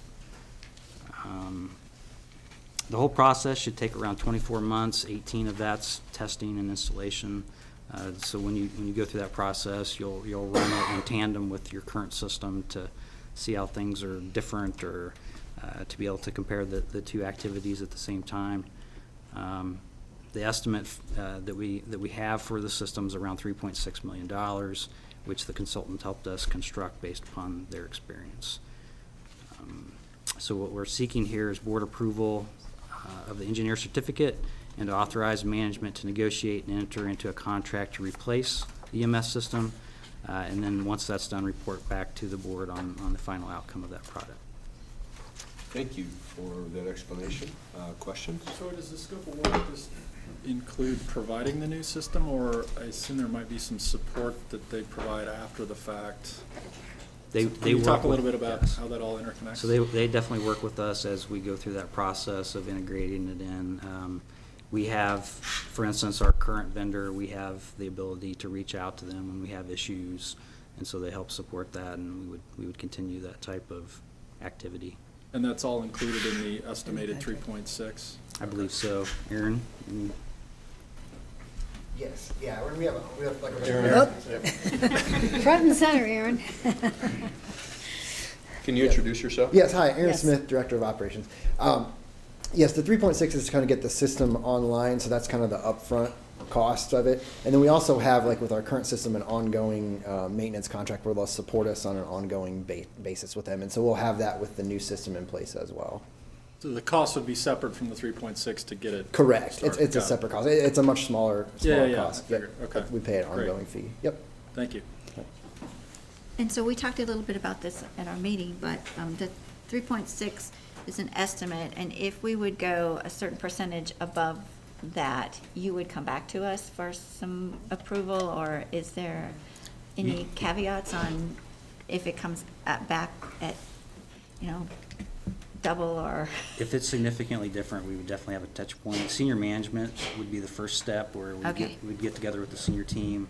We'd walk through what's driving the differences. We'd see if there's any strategy or adjustments we need to make. And then we would definitely report back to the board if it was significantly different. And in my mind, that's probably $1 million plus. But it would be reporting, it wouldn't be another action. Correct. That's correct. And then we talked a little bit about this, the EMS is not DMS, and so, but yet we would want a system that would be able to support and integrate with a DMS system if and when we are ready to do that. What do you mean by DMS? Distribution management system. Thank you. EMS, again, is more of the bulk. DMS is when you get down into the distribution. That becomes more applicable when you have smart grid, and you have the smarter meters, you have more information at the distribution level, you have penetrations of distributed generation. That's when you really start to leverage that type of system. And later in this year, we will start to look at the values of those systems and try to understand, okay, so what are the milestones that would have to take place for us to really start looking at, okay, we need to get one in place. So that would be something that we'll work to start evaluating later this year. And that helps us with market penetration of charging systems in people's home, EV charging stations, and where we want to place those, and what is the benefit to the district of having those systems. Right, and so, now with the systems, as I mentioned earlier, we can configure it. If we have known areas, like the downtown network here is configured in it, the new smart grid's configured, it just takes a lot of additional work with EMS to get to that level. So that's why if you get to the point where you have a lot of penetration of these other resources, you'd bring in this more granular system so that you're not spending as much time.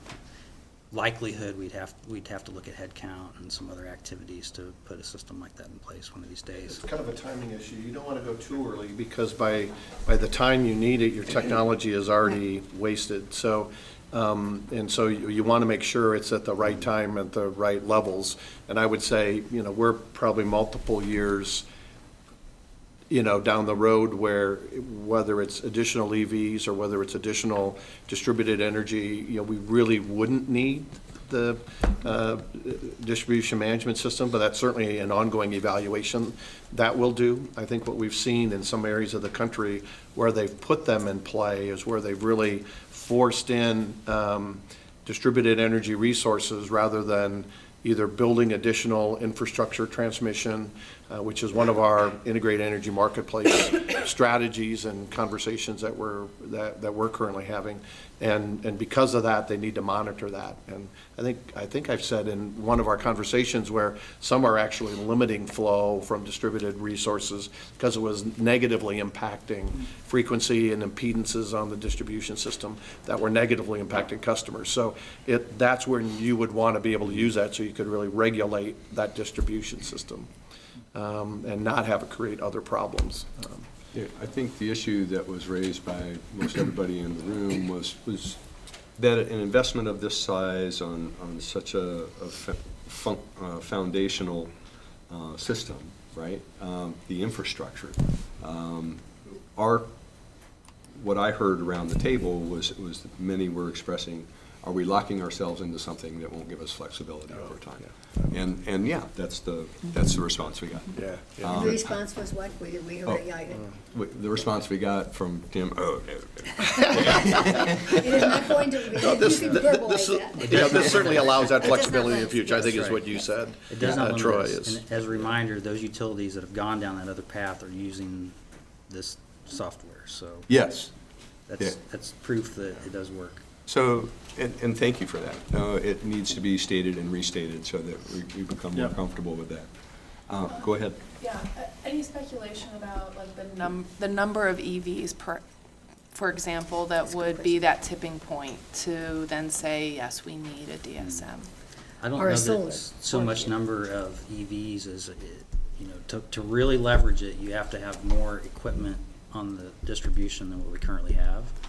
And so you want to, kind of like our pilot that we have going, we're testing to see what that looks like and what values we get out of it. So it's more of a combination of many things lining up at the same time, because if you don't have the equipment, regardless of whether you have a bunch of EVs on the system, it may not give you the value you're looking for. But there's another element here too, and that is, do we passively watch that change, or do we take active role in making that change happen? So hopefully that's part of your thinking as well. And that's, as I had mentioned, though, later in the year, we'll start to do an evaluation of it. I don't know if it'll take 6 months, 8 months to understand the benefits of the DMS fully, and then lay out what it looks like to receive the value out of that system, right? And how quickly does it take to implement it? How fast are things growing in our service territory? So it'll be a pretty solid look. It's not, well, we're at the tipping point now, we have to do something. That would not be the plan to get to that level. Right. And I think what you're going to hear later on over the next month or so are some deeper customer interfaces that we want to do to really understand what that trend line looks like from a customer perspective, and then how that ties into kind of the planning and trending around a number of different vehicles, whether it's distribution automation or whether it's additional capacity generation, whatever that may look like. that we would need on our system, within our system, in partnership with our customers, whatever that may look like. So we'll be moving that down the path here very shortly. So we have been working to track the EVs, as EVs come into play. The pilot that we have in place now allows us to do that. That gets into our system so that we know where they are from a circuit standpoint. It doesn't get them all, but we're starting to try to build that into our process and our structures.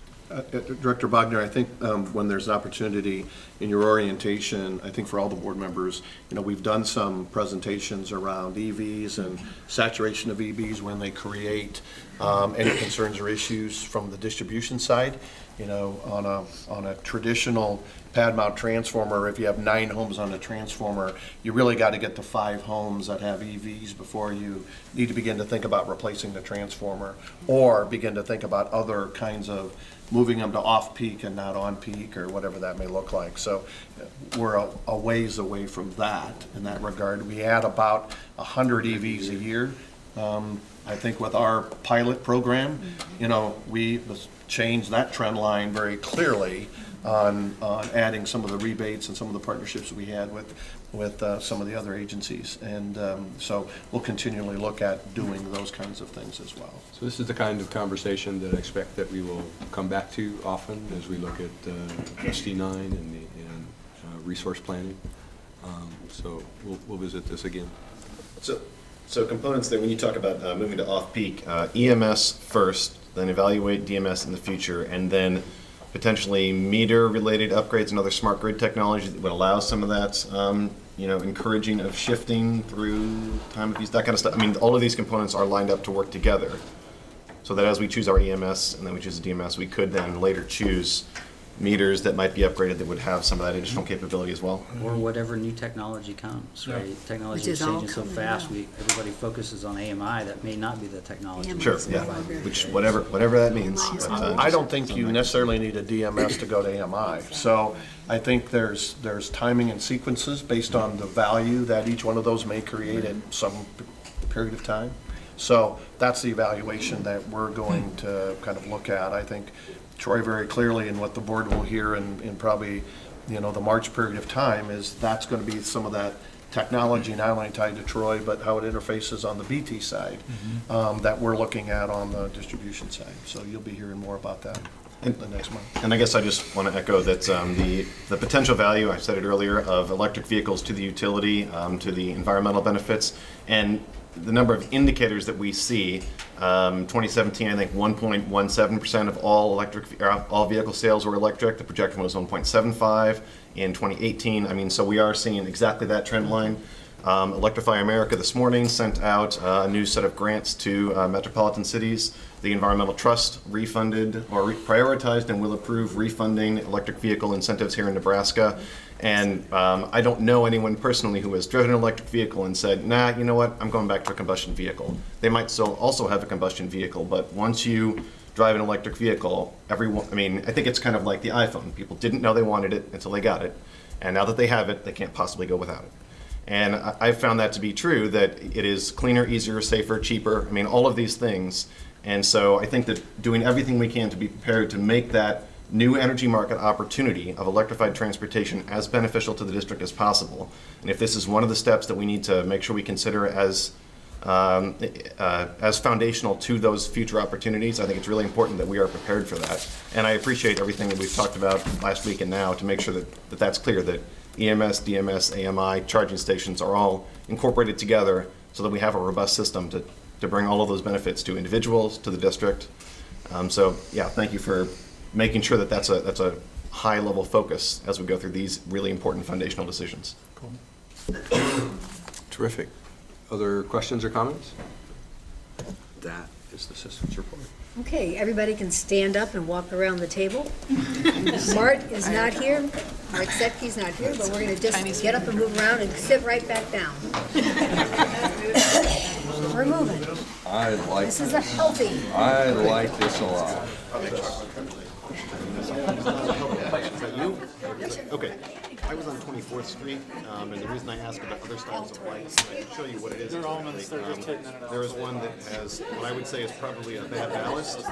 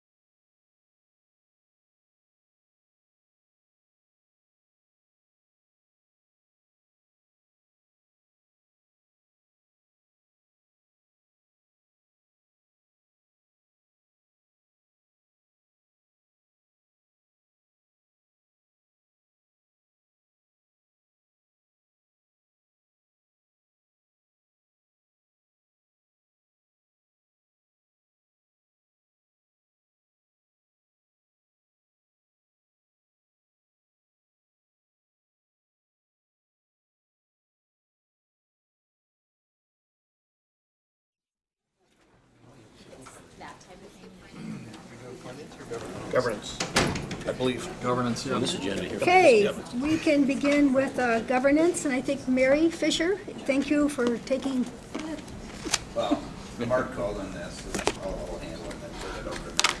But as you know or don't know, any severance agreement over $50,000 has to be reported. There's one, Keith Morrison, and you can see it on your thing for $80,618. If you got questions, then we'll send them over to Mary. That's what this is. I did ask Mark, by the way, I said, how's it coming as far as getting through the accountable management system? She says, we're getting closer to the end. Is that kind of where we're at? That's right. Yeah, so I think, I'll let Mary speak to kind of what she's doing on the generation side, but it's been, I think it's been really valuable. We're getting to 5-level organizations. There are some exceptions we've made on the T&D operations side, where the centers report into a director. Primarily, that's a 6-level organization, and then the power plants report into a director, which is a 6-letter, but that's the exceptions that we've made. The rest are 5-level organizations, and I think that's been valuable. And Mary, with the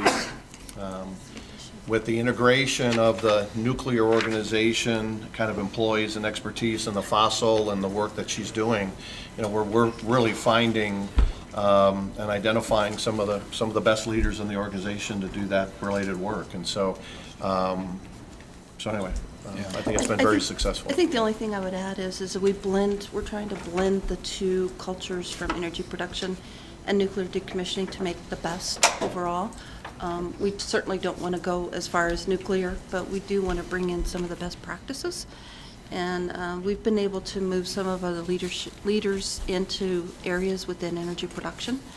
And that's making a significant difference. And we are also, as a single team now, for instance, on our maintenance, I was at an all-hands meeting yesterday at Fort Calhoun, and I asked the question, how many people in the room are supporting the outage at Nebraska City, and about half the room raised their hand.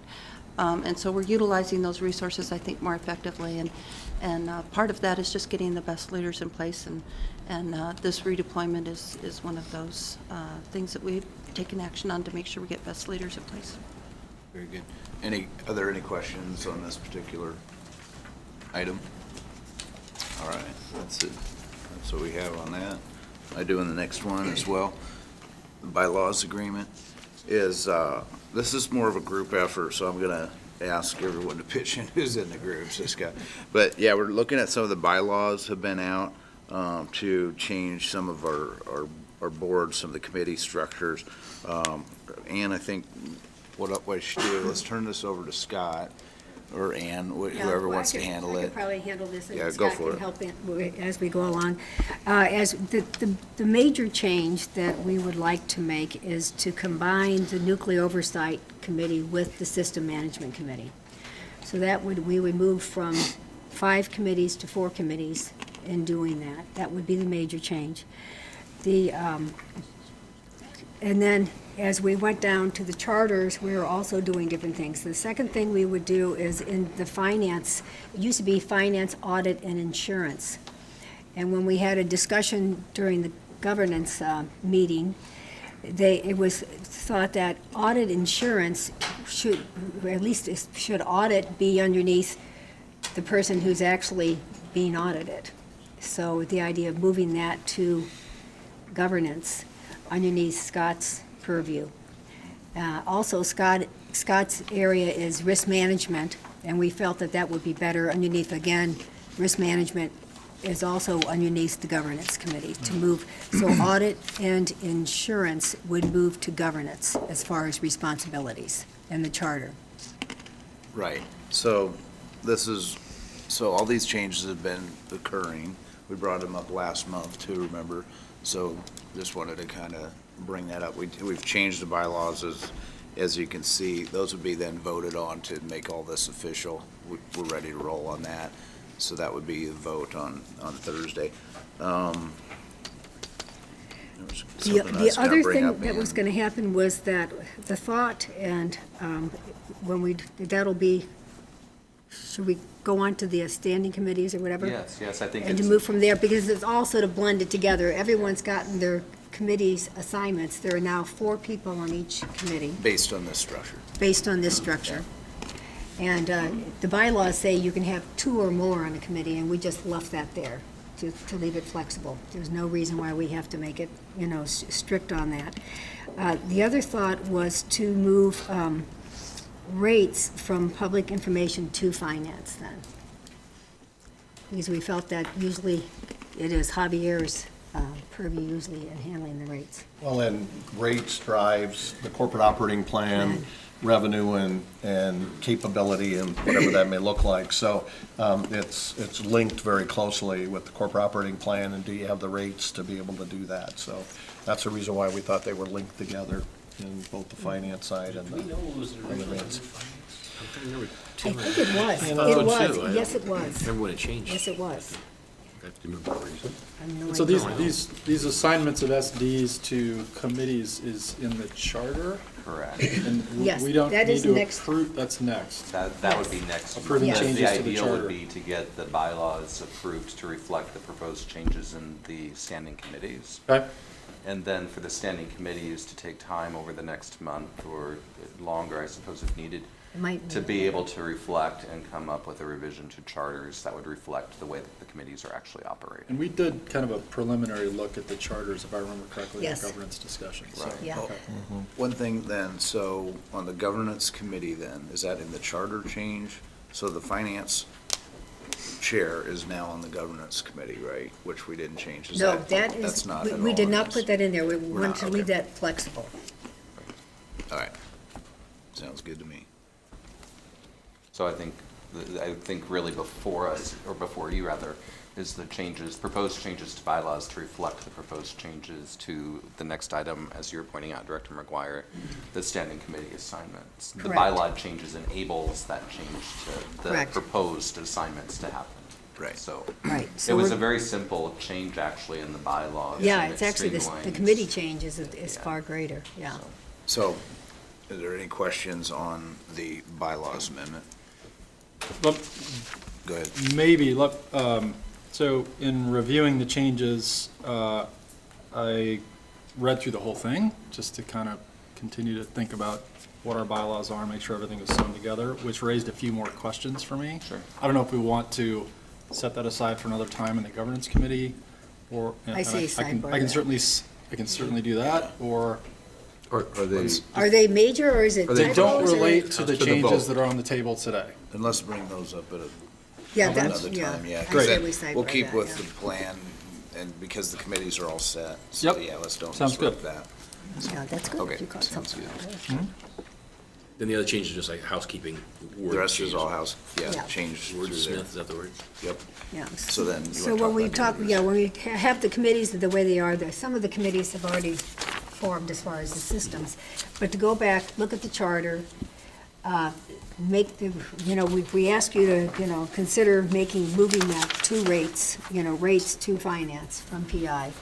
And then if there's anything else that you feel needs to be in that charter, to bring that back to the entire committee as a whole to discuss that. So Director So in McGuire, other if words, I can committees add- have homework assignments to review. You their have charters. homework, you have your homework Yeah. assignments to look at the charter. and due dates on the homework assignment? Well, hopefully by next month you could I report in. think we can do it by then. Yeah. I'm sorry to circle back. I did just have one question on the bylaws. The President's monthly report now says, or is suggested, the suggested change is, in writing or at a meeting. What was it? Can you help us with that, Scott? Scott? Yeah, so I think a couple things. We typically do the president's report today in yeah. at the board meeting. And so the intention here was, if for whatever reason we don't do it there would be a follow-up in writing to the board on what that would look like. Okay. And so Yeah. you'd have that flexibility to be able to do that. There was a bit of. So wording change was? There was a bit of discussion during the governance pre-committee or subcommittee meeting around this language, and it was really the recommendation of general counsel to add it just to try to be a little bit more specific in terms of the vehicle or how this would be delivered, even though it creates flexibility. So we went back and forth a little bit on the language, and ultimately, I think the committee concurred, let's just include this and move it forward. So, Very good. I think that's true, that the only point that I would make is that in being more specific and giving us a little bit of flexibility, it also is prescriptive, right? So in other words, Tim, it has to be either in writing or at a meeting. It couldn't be a video message, on social concerned media. about that, yeah. If you decided to get really innovative with it. Lisa doesn't want me to do any video by myself. Lisa's eyes just went like this. Tim? No. Which is fine. I'll shock her one day, but. Yeah. I'm fine with it. I just wanted to point out that it really does say it's either in writing or at a meeting now, and it doesn't allow any flexibility outside of that, which is fine. But, that has happened before, though. The meeting has gotten so long that we've decided just to waylay the president's message. And, it would have been nice to have that just published it out on the, Yep. Yeah. on the website. Of course, that's the highlight of the meetings. It really is. Yeah, it is a highlight. It's a highlight. We gotta watch what we're doing on that. It's a highlight of the For meeting. some. Anyway. Yes, it is. All right. I'm good. Committee's in. Okay, I already just sort We of have discussed the assignments. committee assignments. I think I can go on from that. You're next then on the June board Hold on- meeting. Hold on, Oops, go ahead. Exhibit A needs to be refined to just say finance and scratching insurance and audit on the committee If we're report. gonna, all right. Yeah, oh yeah, the committee For the new reports name? need to be changed, yeah. Thank you. Yes, yes. we That's will a catch typo, that. yeah. Thank you. Yep. Apologize for that. Yeah. No problem. All right. Well, we can't really change that until it happens. That's what I was thinking too. Just a good note.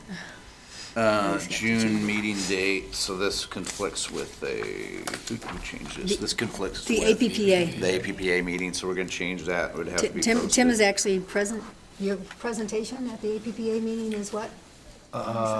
Yes, I've been asked, kind of what started this conversation. Yes. I was asked to present on diversity inclusion from an APPA perspective and from what OPPD is doing, not only inside OPPD, but what we're kind of engaging in the community. And so they've asked me to sit on a panel, which is on that Tuesday of that traditional board day, and that's why when I asked Director McGuire, I had a couple options. Can I miss that Tuesday on board committee day And I said, and be "Whoa." here for the board day? And she said, why don't we just move it in case others want to go to the Yeah. APPA annual meeting? So It's a good first Which is a year good meeting to go to. It's a good first year meeting to go to, I Yeah. thought too. So we're moving it back a week to the 20th. And then Or our second. committee meeting will be on the 18th. And if we can have a quick sidebar, our governance committee is going to be discussing the travel policy, and we've already, begun that. Scott, if you want to comment on it a little bit, and Yes. the travel policy and how Javier is helping us out with this and everything. Right. So one of the things that was brought up over the past year was really need to have additional clarity on travel policy and make it a bit more transparent and perhaps directive for the board. What currently happens now in practice is that a board member will ask the chair directly for approval, which I think puts both a director and a chair in a little bit of an interesting space to be in.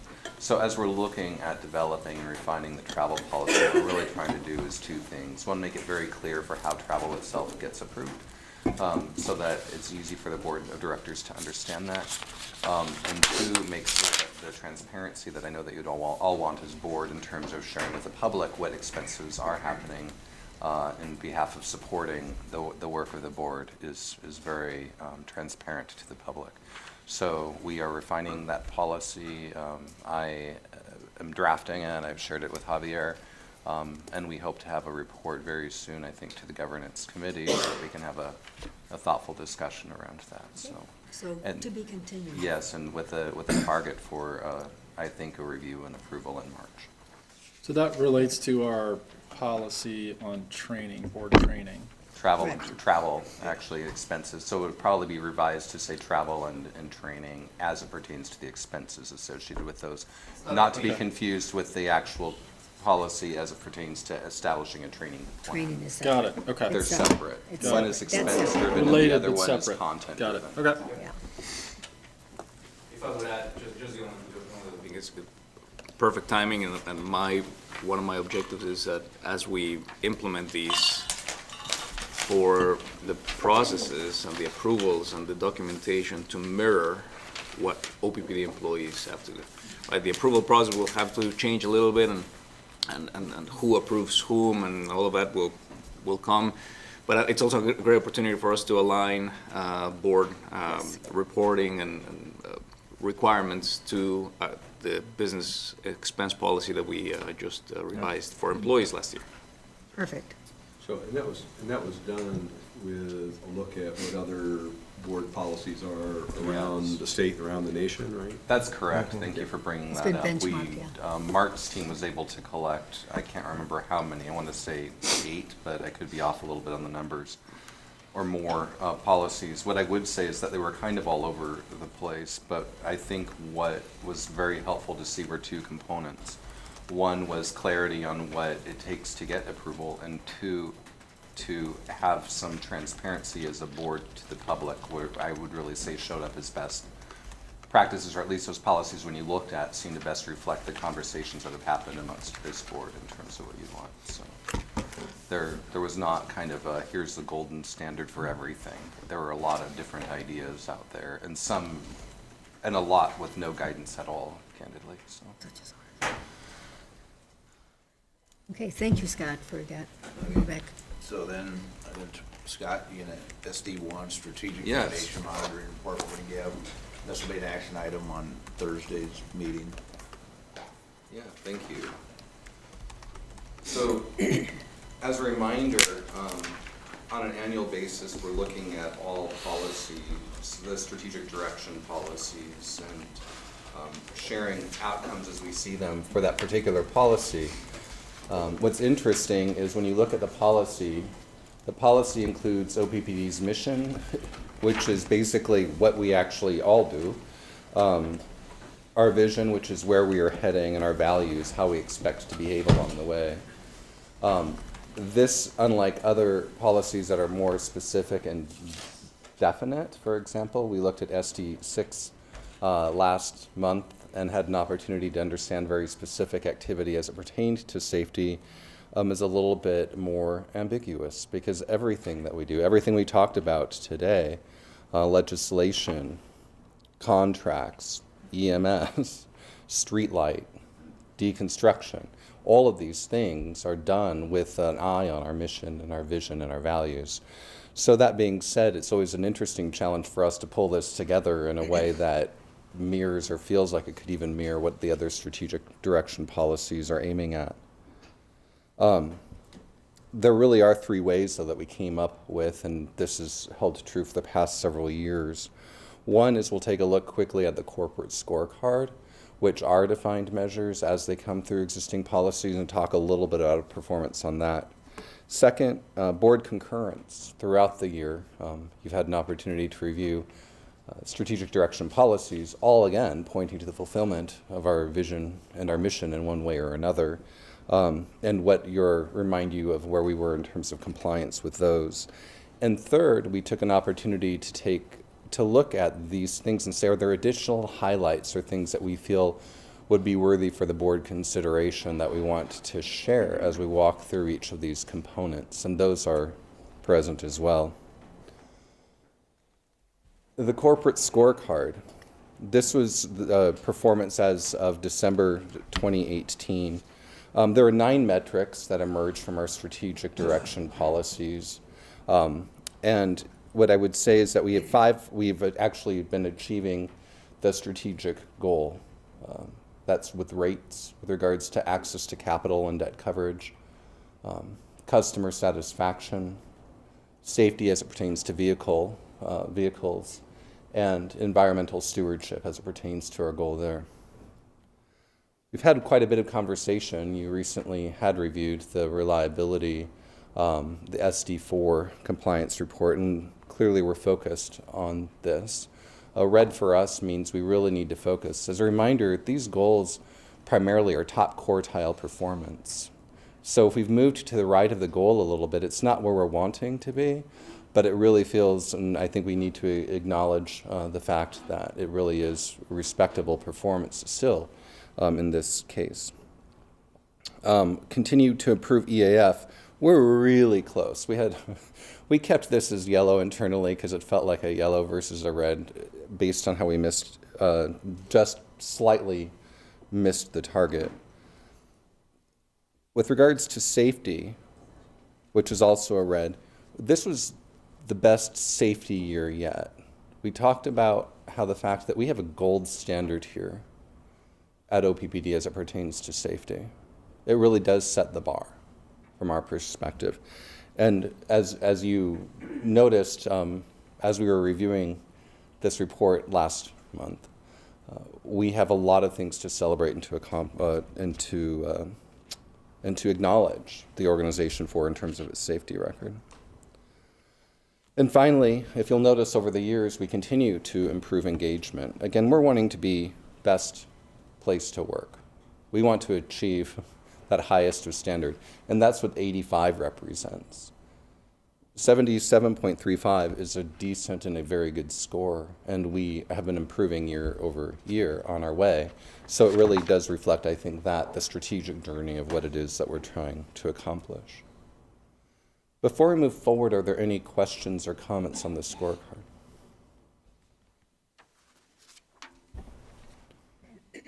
Seeing none.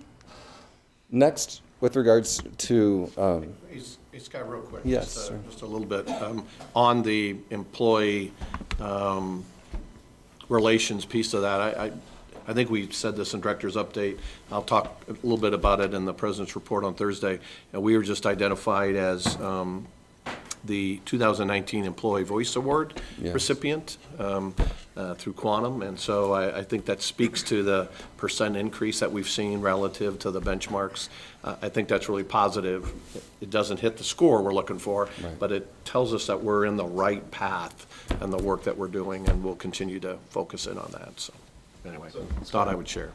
Yes, Director Williams. We see each of the SDs at a monthly review and update basis, and the corporate scorecard is once annually at this presentation on SD1, or it is? No, it's usually attached with the director's update on a monthly basis. Oh, okay.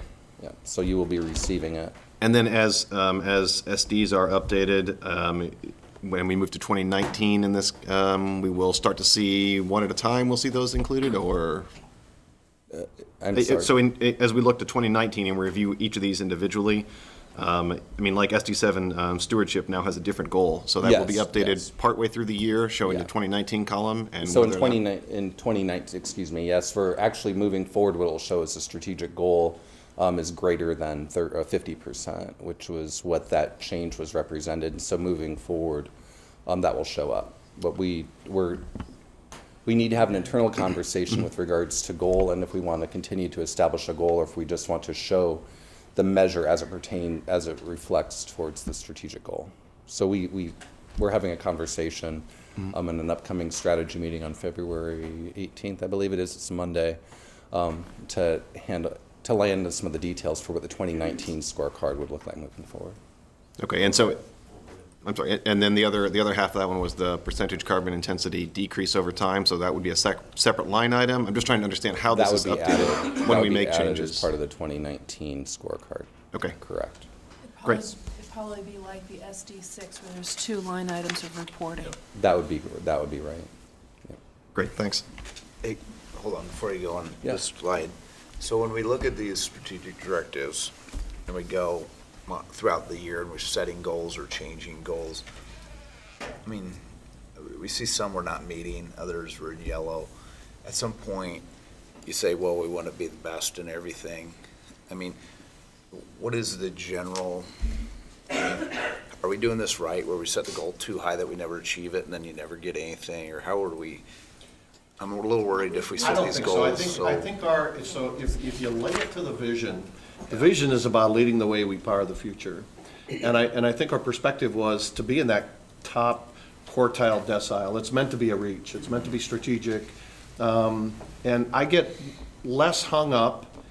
I get less hung up whether it's green, yellow, or red, as much as it is about our ability to begin to move that needle, right? And are we doing the right things in that regard? So the example would be a system reliability on 98.3 of a of a strategic directive being in the top quartile of reliability of less than 90 minutes, right? We're not satisfied with that. Troy spoke very clearly about the actions and the activities that we're doing and the dollars that we're spending around tree trimming, an additional $2 million in 2019, and other kinds of T-dip and underground replacements and 40 or 50 miles of that in 2019. We think we're doing the right actions to get that back to less than 90. And then a broader look about, are there other kinds of partnerships and opportunities and practices that we need to begin to think about going forward. I think we have the right actions to move forward in that. So that makes me feel good. We have the right actions moving forward. This is just a point in time, and it's really meant to be, do we have the right activities to get us back in to that objective or that strategic directive? Okay. I would add, just many of these metrics they're all great, and I agree with Tim Burke. You have to be careful on what you measure, right? And if we are incredibly laser focused on hitting a target, we may be doing more harm. Equipment availability factor, if we were really just going to green, we could be, I'm not saying we are, but we could be forcing our units way too much just to be green. And what is the expense of that? Well, we may be doing more damage than we are. So I think it's important to have that latitude that allows us to have a rational discussion, say, are we moving things in the right direction? But it's not about just being green on all times, because again, it could backfire, and it could be exactly counterproductive to what you're trying to achieve. Yeah, and I didn't ask that question to dumb down the goals by any means. I asked it as a board member, and we see these things, then we get to SD for June, or whenever we get to that, and I see it's a red, I just wondered how the board fits in, how we should fit in on that. If we're over. You're talking about when we're voting on it? We also develop these as well. Yeah, So when we're developing this, it's like, I just wondered, at some point you set goals too high, you set them too low, it's an art, better than so I just kind of throwing it out there for new members, old members, a reminder of what we're doing here on this SDs at the beginning of the year. We are having a policy governance. We're planning another governance meeting with Eric. Oh, a retreat thing? Workshop, which I think that's a great question to bring up during that workshop. Yeah. If I felt in my role that these were not the right strategic directives, and that was pushing us to a level that we were not going to be able, and we couldn't get to, I would raise those up. I don't feel that today.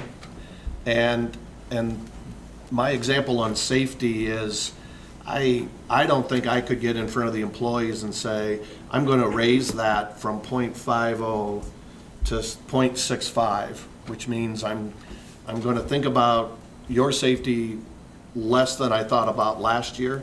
Even though I wouldn't think that, others may take that. I wouldn't do that. I think we need to keep that there.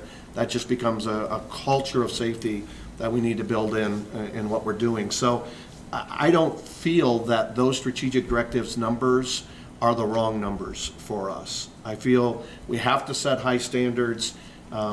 These are, I think as we've looked at, if you take a look at where Eric Douglas came from in Sacramento, their SAIDI in Sacramento is 125 minutes or some number like that. 123, I think. Yeah, so, we're well below Sacramento, which has much different temperature and weather activity than we've seen. Well, maybe not last summer, but certainly this summer and the years previous. So I still think those are the right numbers, and I think our team feels pretty strongly about that. Yeah.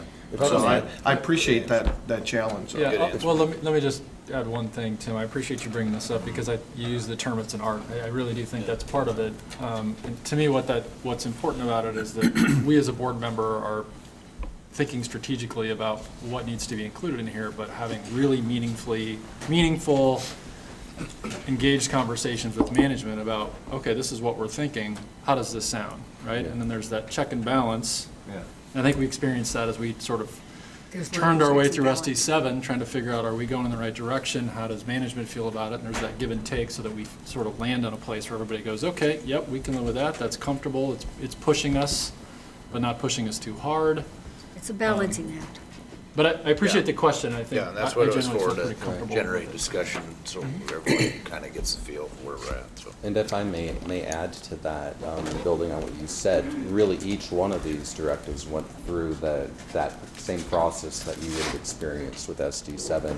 So there was really a consensus between management and staff, and I know that you were there in all of them, ultimately to lead to these goals. And I think that was incredibly valuable from the management team's perspective to be able to be an active part of that discussion, because it really allows us to think about what is realistic and attainable for what we know, and where it is that the board is asking us to go, and to have a really thoughtful discussion and dialogue. And that is perhaps the most important thing, that as we are policymakers, as we are governing, we have to understand that we need management there to communicate with us, to say, yeah, this is a great idea, and however, this might be a better idea for us, if we're going to get all these goals completed. And I think the more we repeat that, the better it'll be. Excellent. Thank you. Any other questions on the scorecard? So another second of three that we'll talk about really is how did we do with regards to the other 14 strategic directives. Again, you had a monitoring report provided to you throughout the past year, and 13 of them determined that OPPD was sufficiently in compliance. One of them is that we're taking reasonable and appropriate measures to comply with this policy. If we added where we were with SD1 last year, that would have made 14 SD policies where we were sufficiently in compliance. For us, that's a good barometer. For us, it has made a definite affirmation that we're heading in the direction that the board has set for us through these policies. Any questions or comments on this? So what came next for us really was taking a look at mission and vision and thinking about what are the highlights, what are the things that we have seen that provide direct evidence of compliance with regards to this particular policy. So we're going to walk through several highlights. I will say, for the sake of timing, we're not going to go to each bullet. There's been an opportunity, I think, to review this ahead of time. And so really the question is going to be, is there anything that you'd like to discuss? Or are there any questions that you have? We're all prepared to address all of those. And we'll do that by page. I'll just acknowledge that there's 13 pages, and so we don't, rather than going into each one, this is why we would facilitate the conversation this way. So let's step into the first one. With regards to affordable SD2 rates, in May, the board would have reviewed this and found OPPD, the rates policy, OPPD, to be sufficiently in compliance. Here are the highlights that the senior management team has documented in this monitoring report. And at this time, I would ask the senior team if there are any comments or questions they would like to make, and then I would ask the board if there's any comments or questions that you have. Senior team, any comments or questions? Board, any comments or questions? I just have one question about the last bullet. The low usage, low income transitional customer program. That was budgeted for, was that budgeted for annually? Have we met those annual allocations, and has anyone been not covered on that because we ran out of funding for that program? No, so there was, it's applied just automatically through billing, and if they're qualified for LIHEAP, and that if they were billed less than 600 kilowatt hours in a month.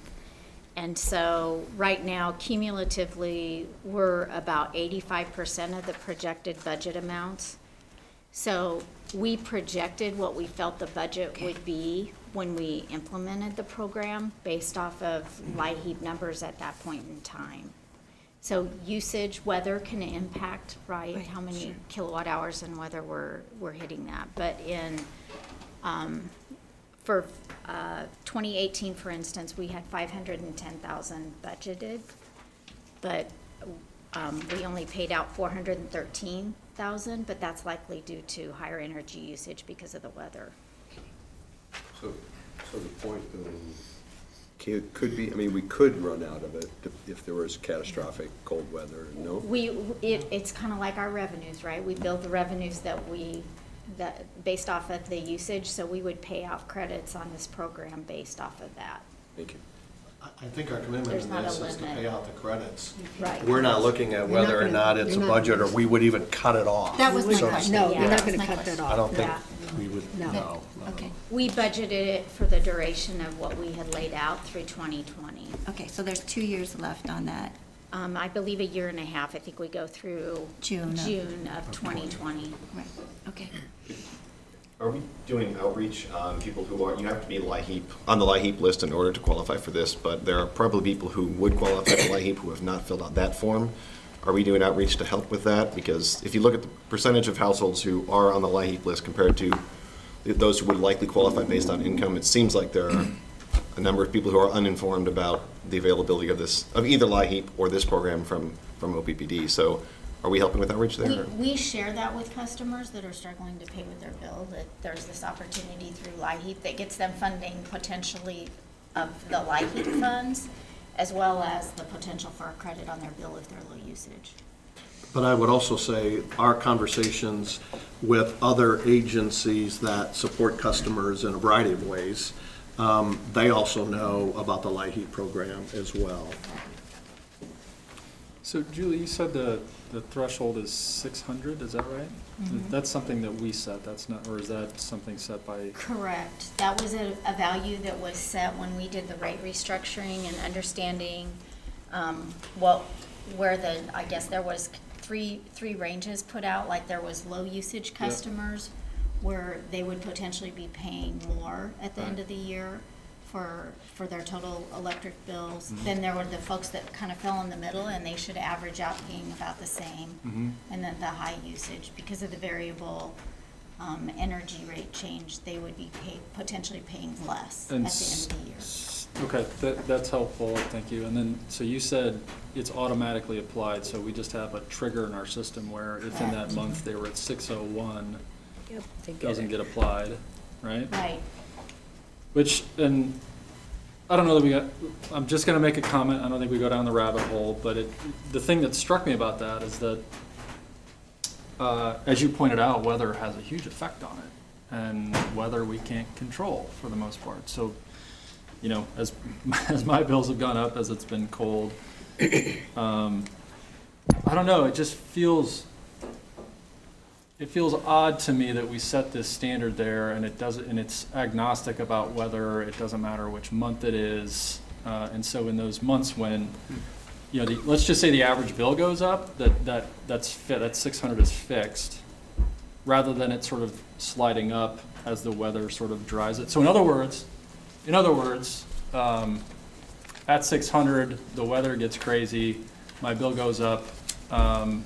It puts these low-income people in an even more difficult position. So with the Because they go change over in the the variable energy charge though, as they're using more, they're getting billed less on an On a energy per unit charge basis, sure. than they Sure. would have been Which is the in purpose prior of the plan in the years. first place. Right, Yeah. that's the whole purpose of it. So there's a balance of it, and it, you Yeah. know, it's not perfect. Yeah. But it was a means to try and credit back to folks some Right. level of assistance to help them transition to the new rate structure. Okay. And I just have one other kind of observation. LIHEAP is not unlimited as well, correct? So is there a scenario where someone could apply for LIHEAP and the funding had already run out for the year and so they would not be eligible for LIHEAP, so then they would not be eligible for this program? They would still be qualified for our program. So they could be LIHEAP qualified regardless of the funding, as I understand it. So they'd still be tagged as being, if there's funds available through LIHEAP, that they would qualify potentially for funds from LIHEAP. Okay. Whether they get any funds from LIHEAP, we would Okay. have them qualified as So LIHEAP in our LIHEAP system. LIHEAP marks them as eligible. Correct. Whether they have funding or not. Correct. We just did not want to recreate the wheel in qualifying people for Yeah. assistance. Also, on an annual basis, typically through the American Public Power Association, we send a letter on behalf of the industry to support ongoing LIHEAP funding. That's federal. That's federal, Correct. correct. But that certainly is the piece that goes to the state and then essentially impacts. And I was talking to Seth about that, so. Yeah, good.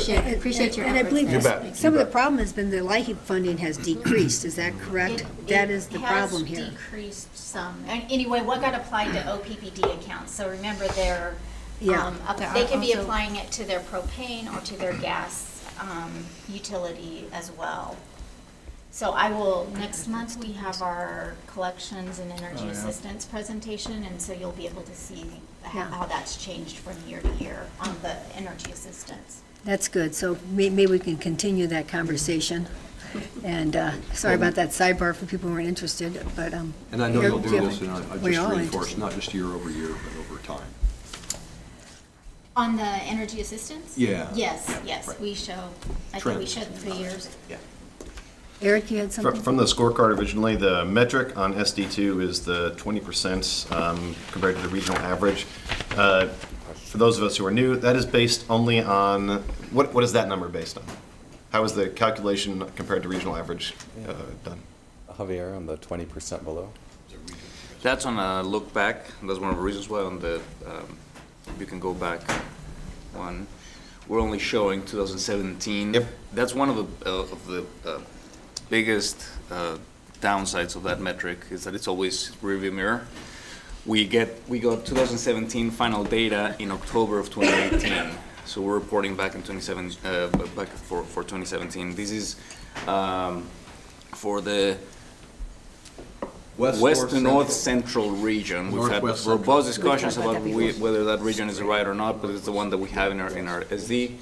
It's not a rate, so this is, how do you compare rates to different utilities? We all have different rate making, so the way they calculate these is they use all the revenues coming in to the utility divided by the megawatts produced, and that's how they can unify and have a more levelized metric. So it's total revenue from all sectors divided by total megawatt hour? I am not giving you the exact formula right now, I'm giving you the concept. If you want the formula, I can get you the formula. Yeah, and I'd just like to make sure I'm familiar with how that calculation is done, because there is a specific number there of the percentage that we are compared to others. It's a percentage that the EIA is helping us with. Okay. I can get you the formula. And But that's basically, residential rates, right? That's strictly residential, correct? that is for all. So we do these for residential, commercial, and industrial, and then we average them proportionally, and this is the weighted average for all of our customers. But it's important, good question, on the rates. We all do rates very differently, so this one is agnostic to the exact rate. It's about revenues and megawatts. So And I it can doesn't follow up matter with them. whether you bill per unit or a fixed rate, those per unit and fixed rates are averaged in with everybody else, the way that everyone else does their At the end of the day, rates. it's the revenue that we're collecting from our customers as a percentage of the megawatts that we're. And revenue selling. includes both the Yes. unit and the fixed It cost. is. Again, that's probably the look-back region and the delay in getting the data. That's why we went to the forward look, which is no general rate increase for 2018. It'll be the same for 2019. Right. And 2020 would be the pattern that we would have for that 5-year no general rate impact. And if I may, since I already have the microphone, just to brag a little bit, we're measuring this against the regional average, which is a very competitive region. National average, we were 14% below the national average. Over 14% below the national average, which is outstanding, something that we don't talk about much, but it's important too. Yep. Any other questions on affordable? One page and 12 to go. We're flying here. So, well, I do have one question. So we'll be looking at SD2 then in May again this year, is that right? That would be the target date, yes. Thank you. As we know, depending on the Sure. board calendar, subject I to understand. change. With regards to reliable, resolution 6298, very recently, December 13th, 2008. The board accepted this, finding OPPD to be sufficiently in compliance. Before opening to board, are there any additional comments from senior management that you'd like board to consider? Board, any comments or questions? In December, I think we noted that this is a grid reliability more than it is a customer reliability number. Is that correct? You mean a system? A More of system, a thank you. system, Yeah, yeah, but it's based on customer, Mm. based on customer outage minutes. Yeah, Customer average, Sadie. yeah, system average interruption duration index. See. It's based on customer outages, but it's looked at from across the whole system wide. So on average, what do our customers experience in a given year? That's what that tells you, on average. Right, I think the distinction I was looking for is that you could have a customer that has repeated outages, and that isn't captured here. Sure, You could have that's some correct. that have none, right? Yeah, So that's it's correct. an average. Yep. And that's per customer, not per outage. For instance, if you have 100 houses without power, in one occasion, the other one, you have one house that's out. Total outage hours over the course of the year divided by By the customers. hundreds.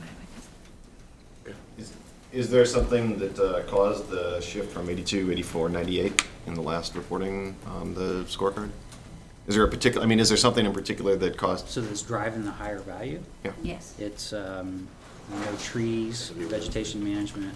I mean, but I'm sorry, was there something unusual? I mean, was there a large storm in particular, or is this just is there a particular discrete incident that changed the metric overall? Because we had consecutive years that were quite close, and then a We had shift. pretty heavy winds this last year. We had the winds and the trees, and that's why actually we increased the tree budget, as I remember, We quite a had bit couple because of years. that, So when we if saw the you were to reliability go go back in down. time, it's been marching up.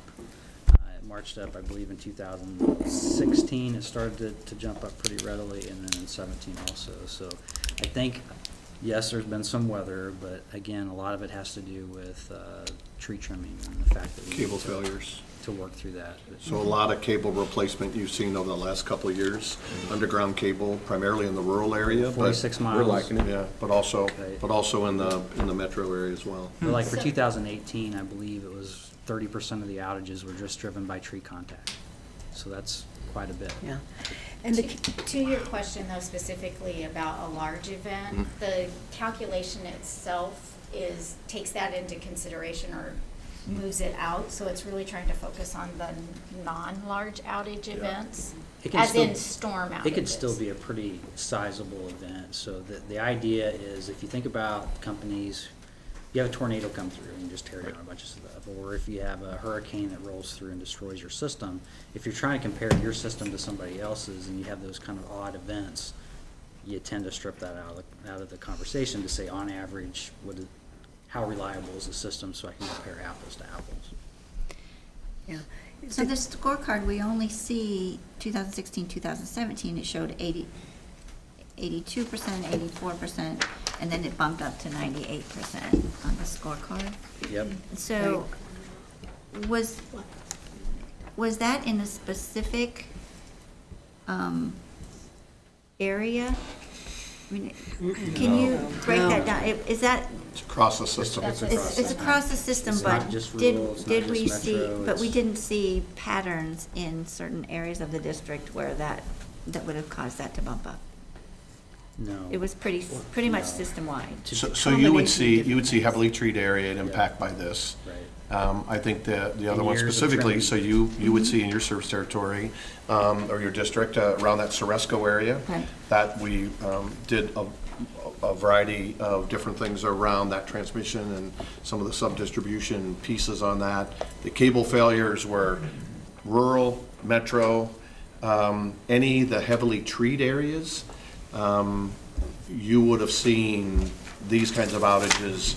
As Troy said, 30% of the outages were impacted by trees. Yep. And when you have trees, then you have critters. When you have critters, you have other outages that impact those kinds of things when they're kind of interfaced. So I think the answer to your question is that Sadie doesn't give you that pinpoint, but that their data is tracked and they are responding to that. The data does track that. So when we were looking at the tree trimming and we were doing the analysis over there, we laid over a map of outages with with the trees and the lack of trimming over a certain period of time. And, you know, a lot of what you see from an outage impact has to do with trees in those areas not being trimmed within the last several years.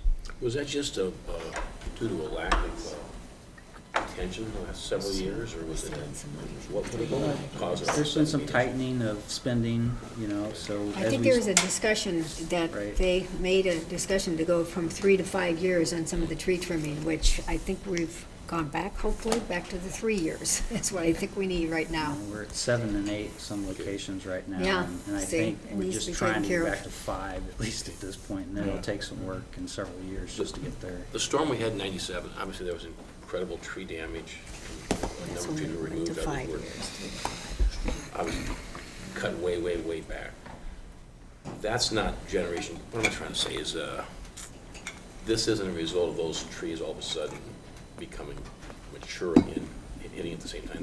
That's totally irrelevant to this, right? So again, so generally, you know, a tree can grow 3 to 7, 8 feet in a given year, right? So you have to be on a pretty consistent program to make sure that that growth is kept in check and it's not touching your lines. As we've reduced the spending over years, there's been areas of our service territory where we haven't trimmed as aggressively as we need to, and that's why the study said, hey, let's spend some more money on this, let's get some resources on it. We have an additional $2 million this year. We'll probably see additional money spent over the next few years to get our system back into the state we want it to be. So with the investment that we're making, we should see this 98% go back down. So that's over a the big year. portion of it. You know, Tim raised the point about cable failures. We're replacing 46 in the rural again this year, 16 in the metro. I don't think that's probably enough, and so we're going to do a study on that to understand what does that look like, where are the failures, what type of cable is failing, and get a plan in place to see how aggressively do we need to replace that. I believe cable failures were about 14% in 2018, but 30 is the tree. But again, it'll take a couple years of this work for you to really start seeing a big impact. Okay. I will say in 2019, we are focusing a lot of that $2 million on the areas with the highest outage values and where they haven't been touched for 5 to 7 years. So we're being strategic about where the funding and allocation of resources is taking place in 2019. Very good. And I believe with the cables, you know, the cables are aging. A lot of these cables, the underground cables were put in the late 70s, early 80s and that, and they're getting older and they're about their end of life as far as stuff. And that's the problem, is you can't really detect that easily. How do you? Some of them are, yes, and then we also have, everything's underground anymore, so then you Yeah. have folks digging and You have to dig. causing issues, and so that comes into play too. And we do know that there's a specific type of cable that we have that is less reliable than some of the others, and so, that, obviously, that'll be one of those things we want, shouldn't say obviously, that'll be one of those things that we try to work through getting a plan around, probably sooner than later. That's pretty obvious. What was the maximum outage that we experienced in this past year? Maximum. Like the length of time that one customer was out, do you know what the maximum was? During that big storm, we had some folks that were out 18, maybe 16, 18 hours, something of that nature, when we had all that. So back in October, we had that snowstorm that came in while leaves were still on all the trees. And so some of those rural areas, specifically, you get out in the middle of the southern part of the territory, and those tend to be some of the last ones that. Plus, we had some in the metro area that had heavily tree damage, and you have to remove the trees and get the trees out of the way, or you can pull the wire back up and put the poles back up and those kinds of things. So you kind of see that across the board. So the nice thing about overhead is when there's an issue, you can fix it pretty fast. When it's underground, you got to find the issue, which can take hours, especially on very long pieces of buried cable. And then you have to dig it up, and then you have to do replacements. So those outages will tend to be longer than some of them that are related to overhead damage. So there's give and take, regardless of. Some of those are intentional outages that he was just pointing to as well, so in that construction. Sure. Yep. And unintentional, both happen. Any additional questions on reliability? So it's going to be out, but we didn't realize it was going to be out that. Was there a second slide? Oh, yes, Yeah. I'm sorry, I thought I was addressing both pages, but we can certainly stop here if you have questions or comments. So I appreciate the data-driven decisions on the vegetable management program. Yep, glad to see that we do that kind of thing. Love the fact that my neighbors are happier with their replacement of underground cable. But I'm curious about the last bullet. Please articulate for me what the last bullet means in terms of reliability. So as we look at community solar system in our service territory, we have to make sure that it can get, it's not just when it generates, it stays in the local area, it has to be able to get out on our system. And so part of our reliability planning is any generator, regardless of what it is, to make sure that it's deliverable to our system. And so our engineers and planning group has to look at power flows to understand how putting generation in a particular location may change the power flows and make sure the system is designed to handle that change. And here, I guess, is the question about the bullet. I understand that's the issue. So it's the development of the service agreements that was the reliability response. Right. So Gotcha. is it fixing it right now? No, it's planning for the future as the site comes into play. And it could have been left off here, but it was interesting because it does tie into the system. So Yep. we put it as just a note. Very good, thank you. All right. Any others? Environmentally sensitive. So in August of 16th of 2018, the board found OPPD to be sufficiently in compliance with this policy, SD7. And here are some highlights. Are there anything that the senior team would like to add for board consideration prior to opening it up? All right. Any questions or comments from the board? Sure, I have a question on the last bullet. Who's the VP sponsor on that study on the DSM?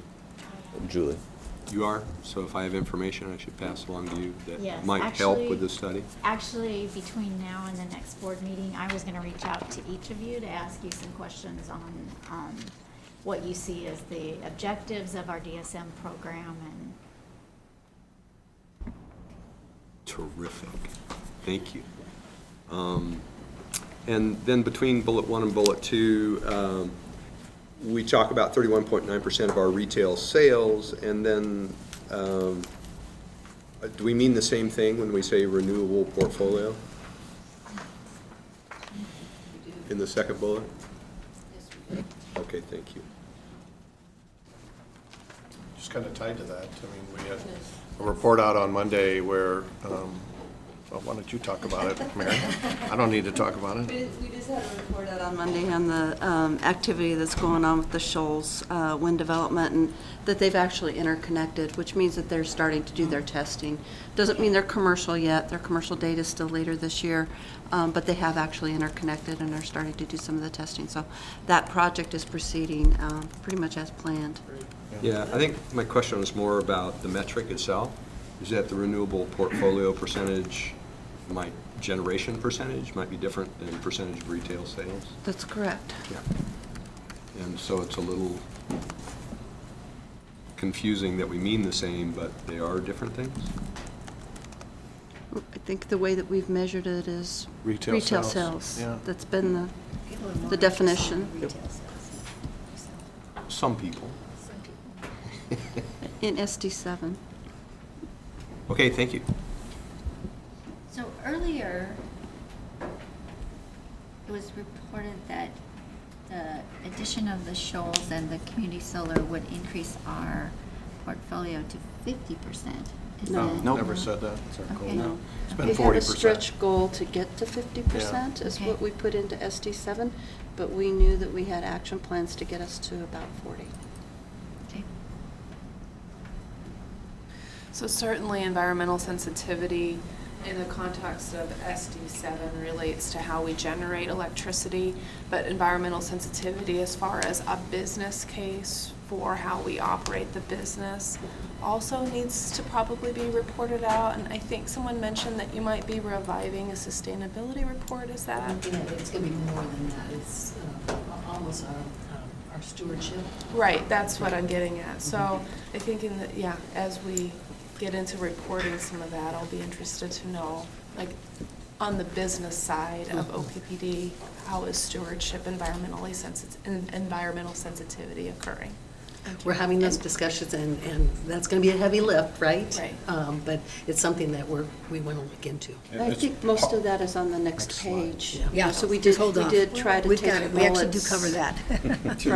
from different areas of the company. And I would say the change in SD7 was really to drive more focus of that in the future. So I think you'll see some of that conversation go That's forward. a new addition to the SD, so Yeah, right. it takes a little time to get it rolling, but that's a There, good reporting.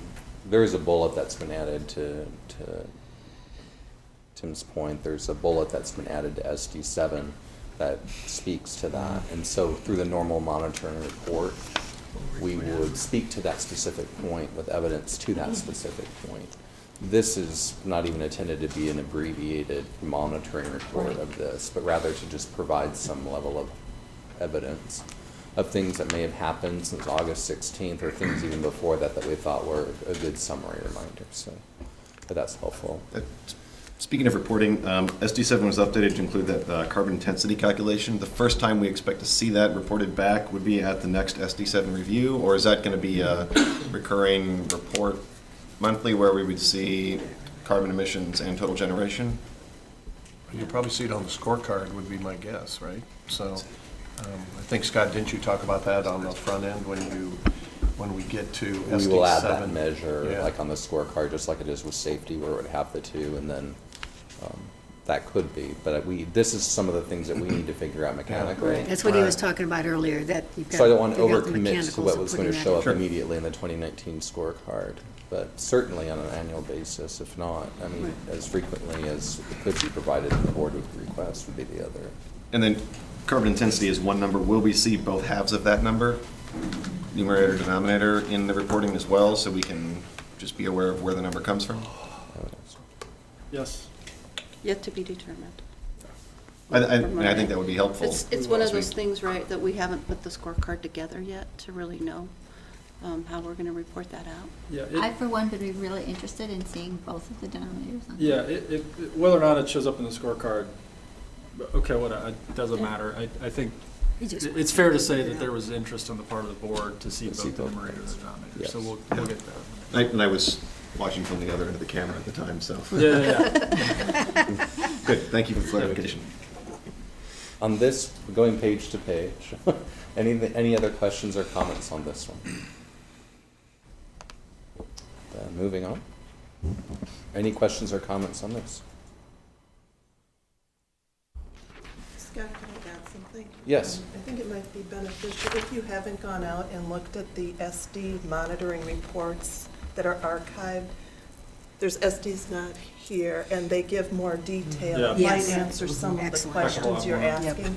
They're Yeah. archived You out just there. You can't can do this pull them and up keep and look doing at the it over historical again. monitoring reports that are out there. It might be beneficial if you haven't had a chance to do it. Who can help make sure I know where that information is, the archived SD reporting? It's in the resource. I'll send you, is it in the, are you talking about in diligent or? Yeah. on the It's in diligent in the resource It's in center. diligent.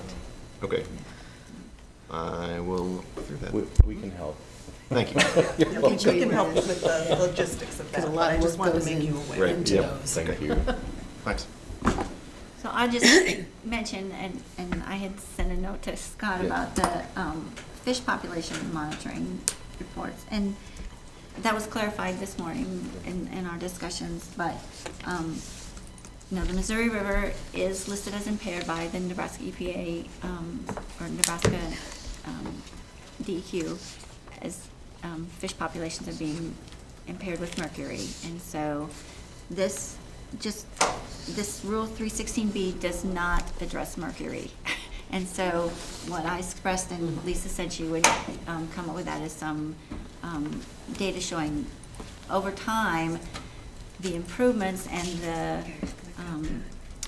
the work that we've done by converting 3 units at North Omaha, and also controls that we've put in place in Nebraska City to see what the impact has been over time on both air and water and fish populations, are all of the indicators that tell us that we're having an impact on air and water and. So I would ask you to archive back to the December board meeting where I talked specifically about the reductions of some of that we've seen due to activated carbon and dry sorbent injection that we've installed at units 4 and 5 at North Omaha, and Nebraska City 1. Nebraska City 2 is already best available control technology that takes care of both mercury and sulfur.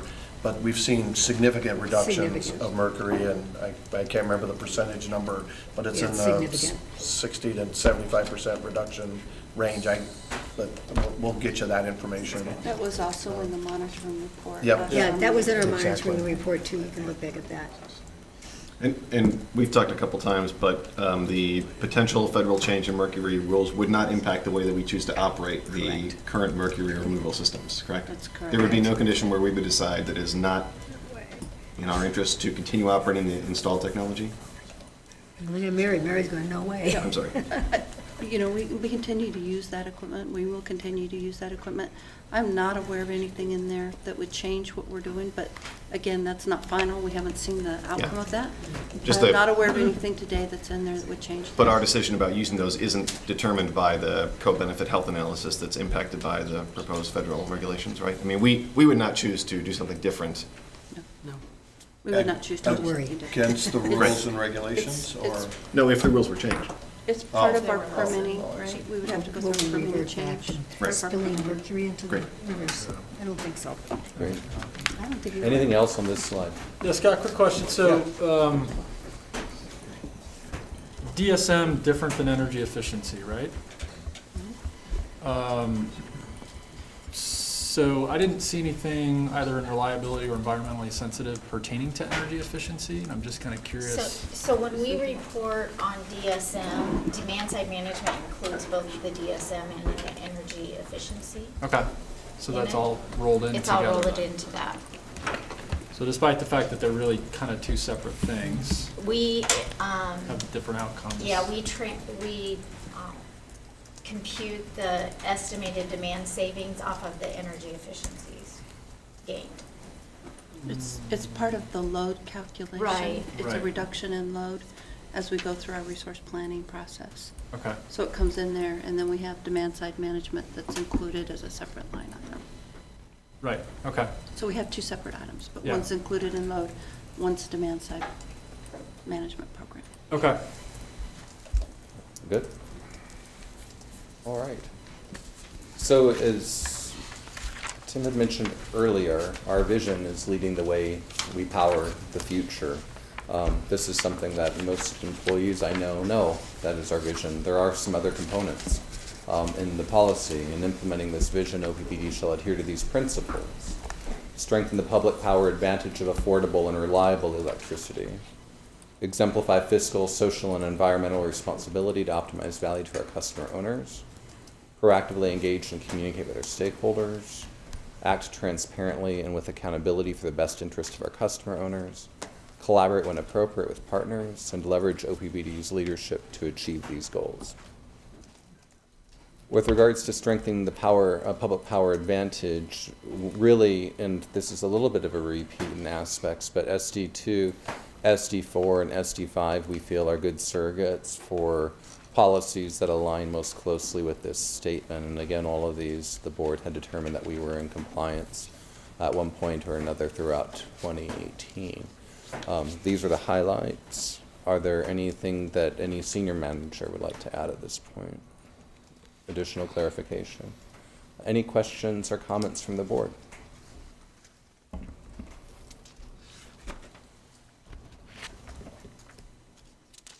So we'll move to the next. Exemplify fiscal, social, and environmental responsibility to optimize value to our customer owners. Policies SD3, access to credit markets, SD7, environmental stewardship, and SD9, resource planning, seem to be good surrogates for this particular statement. And again, board determined throughout 2018 for OPPD to be sufficiently in compliance. Here are some additional highlights for your consideration. Any additional comments or from the senior team? Seeing none, any comments or questions from the board? On access to credit markets, SD3, we have a ratio of 2.0 in there. Is there any guide of best practices from other utilities, or how do we decide, get to that number? That was quite a few years ago, but can someone help me understand that number and how we decided that? Sure. 2.0 is an internally derived number. That means that your net operating revenues have to be at least twice the amount of the debt payment you have that year. Our legal covenant to investors is 1.4 times, and that's how investors measure that. We have a higher bar. We say we're not going to go down to 1.4, so 2 times coverage. It really all depends on the credit quality you have. You can get by with 1.1 times coverage. Very likely your credit rating would drop and your borrowing rates would go up. So this is something that we've looked at Moody's and Standard & Poor's, and even though Fitch is not one of our rating agencies, we also look at the standards that all credit rating agencies have, and these 1.5 to 2 times debt service coverage is definitely within the rating that we're trying to maintain. And ultimately, the rating means nothing to us other than lower borrowing costs and access to capital markets. And does APPA accumulate what those ratings are for different utilities? Or, I mean, how does 2.0 stack up against other? I mean, are most in the area of 1.4, 2.0? I mean, did we decide this?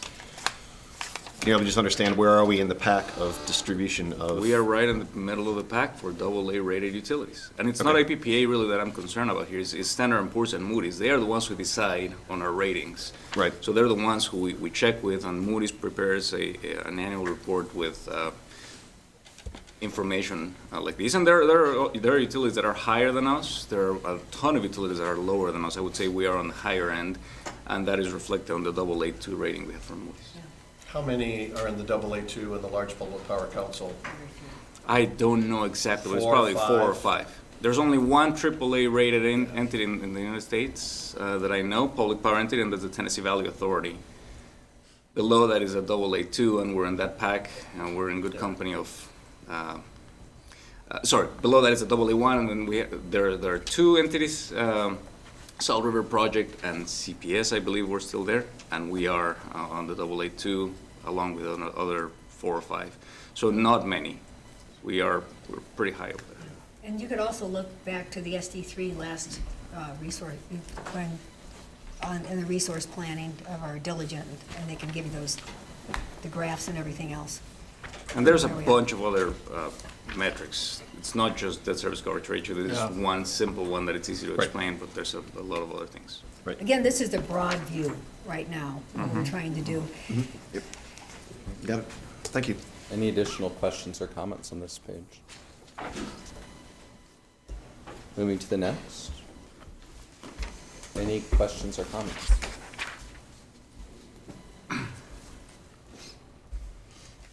Next.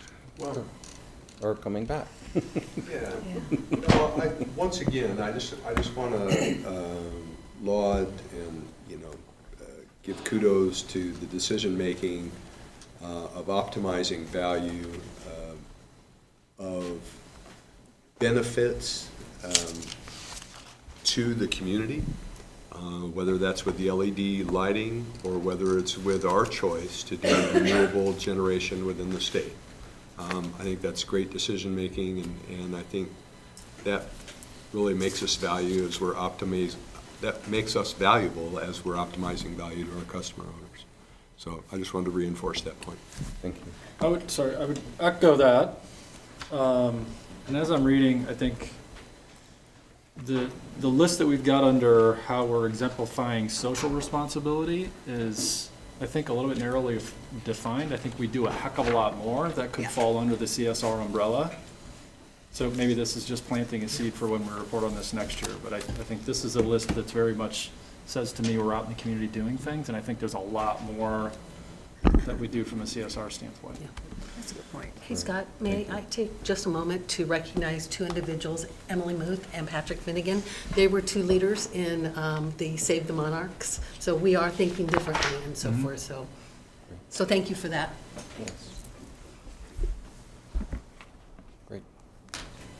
Proactively engage and communicate with our stakeholders. SD 13 is stakeholder outreach and communication. And very recently, you looked at the monitoring report and found OPPD to be sufficiently in compliance. Are there any comments that, well, like I guess Lisa at the very least, or anyone else that would have on this before opening it up to board? Okay. Board, any questions or comments? Yeah, I think the challenge here is among some members of the community is that our communication be a dialogue, and that will always, I think, be a challenge, especially when we are a monopoly. But we're public power, and I think we're moving in the right direction on that. I think we're making progress, but I think that's a challenge that we have. Yeah, I think the police has done a beautiful job on that in the past 5-6 years in bringing in the community, such as just 2 weeks ago, bringing in somebody as far as federal legislation, talking about that and willing to talk about that and open to that. But there's always opportunities, and the team, and we continue to try to get better, so, but thank you. Yeah, I would just quickly add, because this has been a place that I've been interested in for a couple of years, that I think it's not just in the last 5, it's in the last 2 that I've seen it. We've done an exceptional job of not just improving the way we're doing it, but we're measuring our effectiveness and the impact that we're having. So I think we've continued to really, really enhance the way that we're doing it. It's always going to be tricky, right? Like, we represent a lot of people, and the depth and manner in which you engage them in the conversation is always going to be an art form. But I think we've done a great job in the last couple of years. Well, it's taken the entire district, but thank you. The entire team, yeah. Great. Act transparently and with accountability for the best interest of our customer owners. Mark's not here to talk about this, but certainly we all understand our ethical accountability, and it's actually, I think, part of just who we are at OPPD is how I would feel, especially when you consider our core values. In light of this particular policy, the board did review in October and did find OPPD to be sufficiently in compliance with this policy. Here are some additional highlights. Of course, we're being live streamed right now, reflecting that first bullet. Are there any comments from the senior team? Any comments or questions from the board? My only comment is that you increased the online panel participation to 5,000 stakeholders. That's wonderful. That was a complete focus with Michael, Kate, and the team. Thank you. Michael, I think Michael and Kate back there, we appreciate you doing that. Great. Okay. Again, I find a challenge. It's kind of tied back to the last one, when we act transparently and with accountability. We should choose metrics that are unambiguous and can't be interpreted in more than one way when we communicate. Just throwing that out there as being unambiguous is a term that I'd like to see in these things. The other thing is, a couple of times over the last year and the year before, we talked about ethics for the board and loyalty, and yes. I'm reminded of that conversation and just wondering where that is. I think that will be teed up through the governance committee again this year as part of the working agenda. Okay, thank you. So there's a couple times each month when we have an opportunity for the public to engage. That would be this meeting and the board meeting. I don't, any members of the public? Not this meeting. Okay. Typically, Eric. But They're listening though right now. No, they're all at the MPD. They're watching you. But yeah, then on Thursday, we do have people who come out and do provide comments back to us, and I really think that's an important opportunity for us to connect with them. When they take the time to come on Thursday at 4 o'clock and sit through the meeting and express express their views or comments to us, I think it's really important that we engage with them directly at that time, because there just aren't that many regular opportunities where we talk about important policy and project-specific issues that, you know, that they have direct opportunity to speak with us in person. And so on Thursday at that meeting, I think it's a great opportunity for us to continue to demonstrate that we are listening when comments are provided and that we will respond. And I know that that's something that staff does a great job of following up with people when we receive those board contact emails. But that one instance each month at the board meeting, when people choose to come down and be there in person and express comments to us, I think that's a really great opportunity to say, we have a lot of values that reflect improving public engagement and accountability to the ultimate responsible parties in a public utility, which is the ratepayers. And so I appreciate that we are continuing to improve in that area. And thanks very much to everybody to keep focused on that.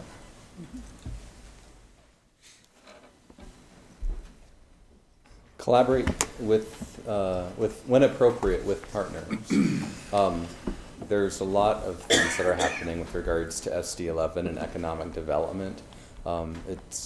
It seems like forever ago, and it was just yesterday, well, a couple of months ago in December, that the board reviewed this policy to find OPPD to be sufficiently in compliance. Any additional comments, Lisa?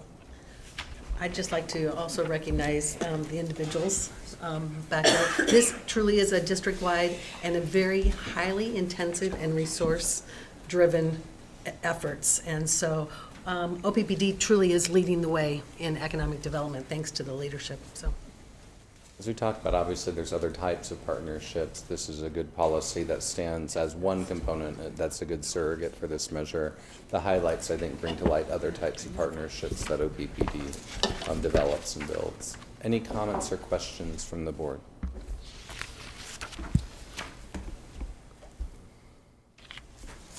I just have one comment. I think growth and economic development are important. And making sure that as we're going forward, that we're focusing on sustainable development and making sure that what we're striving for is sustainable far into the future and not short-term gain per se. So, do you have something in mind? You must have something in mind when you say that, but I'm just Not- interested in what that would look like. not specifically. Okay. I don't have any specific project, but just looking at growth in general and sustainability and making sure that the efforts that we're doing don't overload our systems. And that we're making sure that everything that we are working for is sustainable for the future. Okay. In terms of resources and ability to expand.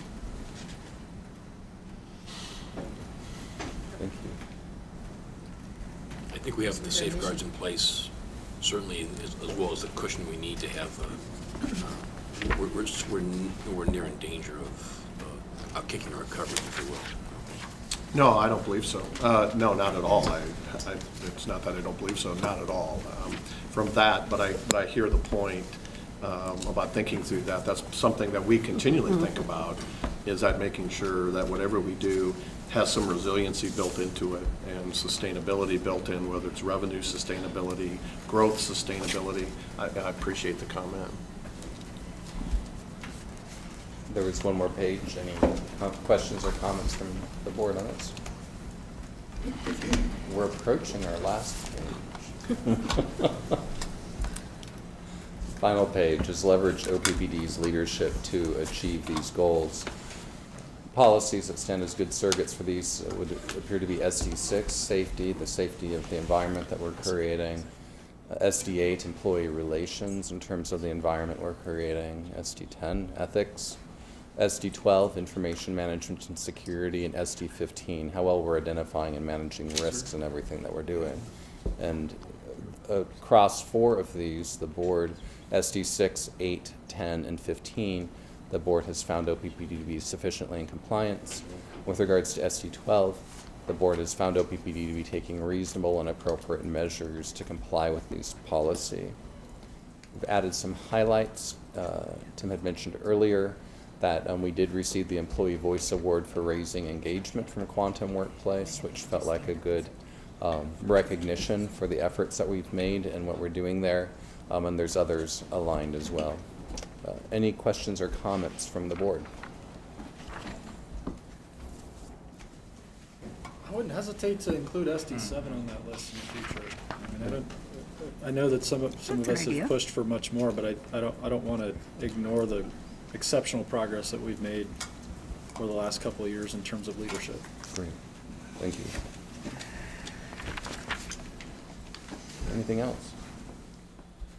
Oh, wow, we can breathe as we Everybody step take a deep breath. into the recommendation. This is a heavy, and perhaps the heaviest in terms of going through all those pages. The recommendation, the governance committee has reviewed, and every member of the governance committee that I've heard from has reviewed and accepted the monitoring report and recommends that the board find OPPD to be sufficiently in compliance with this policy. Scott, I'd just say, looking at that report and all the things that we do, thank you very much for that. This is a heck of a chore to keep up with all these things that I know you and Mo and others all do. But just seeing all the accomplishments and some of those things, it's great to see. But you do a fine job on this. Appreciate it. Thank you, Director. And this will be an action item. This will be an action item, not a consensus item, correct? Yes, we have to approve this, yeah. I'd like to go into finance next. Sorry, one thing before we close. So we added a year ago to the SD1 the values. Yes. And we didn't necessarily talk about them here today. Right. If you look at any president's report, I think it's fair to say we're knocking those out of the park. It's Good. the very being Very of who good we are. point. Yes. I just wanted to make sure that we acknowledge those. I appreciate that. In fact, we've had that conversation, and we felt that on a monthly basis, indeed, hopefully we're sharing what's happening. And it's hard to capture and quantify that, because on a daily basis in everything we do and our interactions with each other, I would say our core values are not aspirational in their nature. They actually reflect who we are. And to know that coming into OPPD and the way we developed them, they really were a reflection of our DNA. We wanted to capture it in a thoughtful way because we ultimately wanted people to know if you're coming to OPPD and want to be part of this OPPD family, it'll be really important for you to understand it's about passion, honor, and care. And it's been a great exercise so far. Yeah, for the new board members, those were really developed by employees across multiple kind of generations of work here that kind of created those. And they truly reflect, I think, our employee population, our retiree population that still does great work in the community, still provides great service, and honors who we are at OPPD and what we do in the community. So to all the employees, that's the reason why we do that. It's very clear, that commitment, and that shows up every day. There's not enough slides to show everything because they show up when they go down to Kansas City to work on an outage down in Kansas City and support them. They show up, and Javier was at LPPC and ran their CFO Finance Committee meeting this weekend. That's why he flew in. He worked over the weekend to do that. Many folks around this table and across the organization work across multiple weekends a year doing their work. So it's just that kind of commitment that people have. So. The final thing, and the little plug, is the Walk for Warmth. Oh, yeah. Is coming up as far as our values. See you there. Great. Any final comments or questions? Thank you. Thank you, Scott. Why don't we stand up, turn around, and then sit down again? Everybody can wake up, stretch. We don't have to walk out, just 2-minute restroom break. I think I might too. Maybe a 5-minute.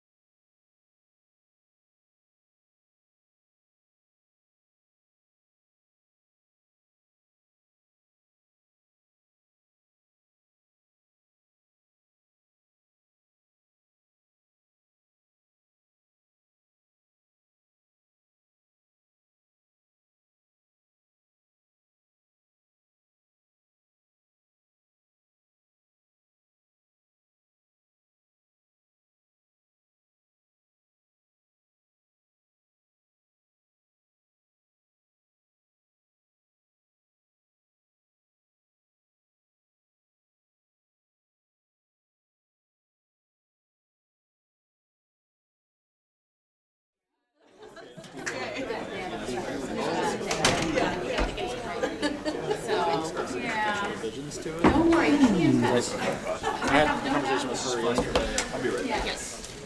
I just don't want to leave that on the table just in case there's somebody. Maybe it's, All right. we talk about it after the fact, but we can't forget to do that. Well, It was just when we were talking. okay, Scott, if I may ask one further question.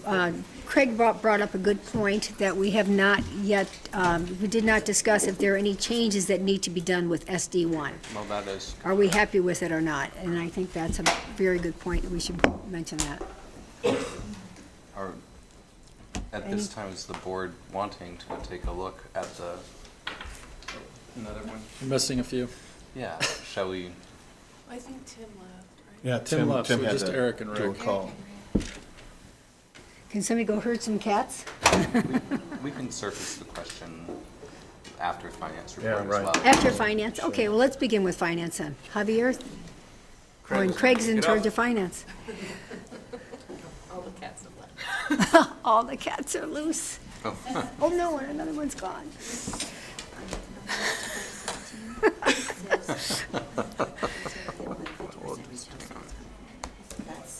That was in the wire, so This is- that was why I was questioning that. Tim, bring him in. Is there anybody out there? Where are they? There, I got him, man. You got him? Yeah, Because there's no one out in this area. they'll be here in a second. Okay, then, Craig, would you like to member of the finance start the finance? Yeah, let's do finance.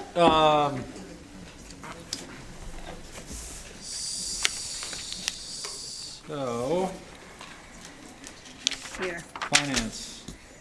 This Okay, so Odyssey subcommittee meeting, just really quickly, Javier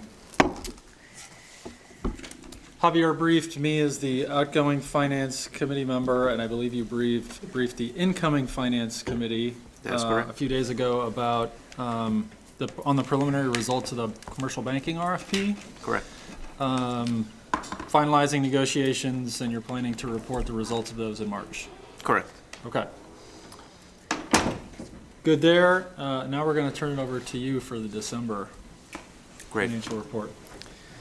Hey, just real quick, we have typically not talked about December in thank you. February. So this is, I mean, this is a little different. We typically would give you the final December report. Correct. After its books are closed and all those kinds of, but we never talk about it in a public setting. And we thought this was kind of a great opportunity to kind of change that and make sure that we kind of conclude 18. And we can talk about that, and then obviously talk about the update to January financials. But just for some of the board members, the legacy board members that have been around, we Yeah, haven't this is the really done first. the December, and Javier may go through that quickly, but we just want to make sure we kind of close that gap on 2018. I appreciate you doing that. Thank you. On that note, thank you. Number one, thank you for moving the agenda so that I could be here and deliver these. I think it's really important for me to deliver this message. On December, I want to make sure that we're all on the same page. These are financial highlights. These are not the financial reports. They're not audited. We have auditors in the building, and they're going through the whole process. So I am not presenting the audited financial statements. That's going to come later in March. But I thought it was timely for us to talk about the year that fiscal year that just closed on December 31. If you have the report in front of you, I'm going to focus on the last bullet point. That's letter H, because that's really important. And I'm going to refer to this number quite a few times going forward. The preliminary 2018 financial results provided an opportunity to transfer $42.5 million into the decommissioning and benefits reserve account. That results in a total debt service coverage ratio of 2.003. Back to Director Williams' report, we engineered these exactly to match the 2.0 times coverage. What this means is that we had a really good year. We had above average both cold and heat temperatures back in April, the coldest April on record, or I think the coldest heating degree days in April, followed by one of the warmest Mays on record, followed by the warmest June. So that and I reported to the board last year, drove our revenues higher than budgeted. Also, halfway through the year, we found ourselves in a fantastic financial position to defease bonds using cash and then issue new bonds to replenish our balances. That transaction, those two transactions together, helped us reduce our debt service payments, and it helped us improve on the 2 times debt service coverage. So not only our expenses went down, but also the denominator for the 2 times debt service went down. So those two effects combined allowed us at the end of the year to look and be able to transfer $42.5 million into the decommissioning of benefits reserve account.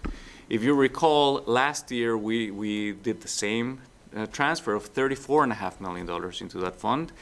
These here would put the fund at $77 million. This is a fund that was approved by the board 4 years ago. It sat empty for a couple of years, but it provides discipline for us to, when we have good years, like last year and like 2017 and 2018, for us to set aside those funds while we have our 2 largest liabilities looming on us. One is the nuclear decommissioning project. It's a big liability, it's a big project. It's going fantastically well, but it's nevertheless a lot of work that needs to happen there. And the other one is our pension benefits. We are underfunded on our pension benefits. We are making our contributions as we have to based on the actuarial studies, but we're not as funded as we would like to be. So those are the 2 liabilities we have.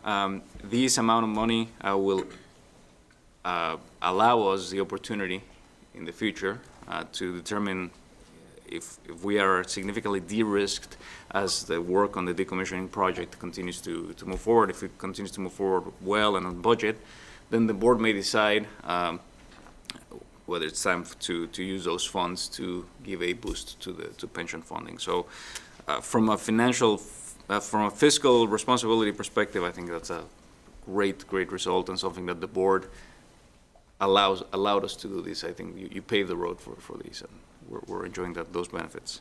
I'm going to go to the next page, the next set of pages that have the graphs.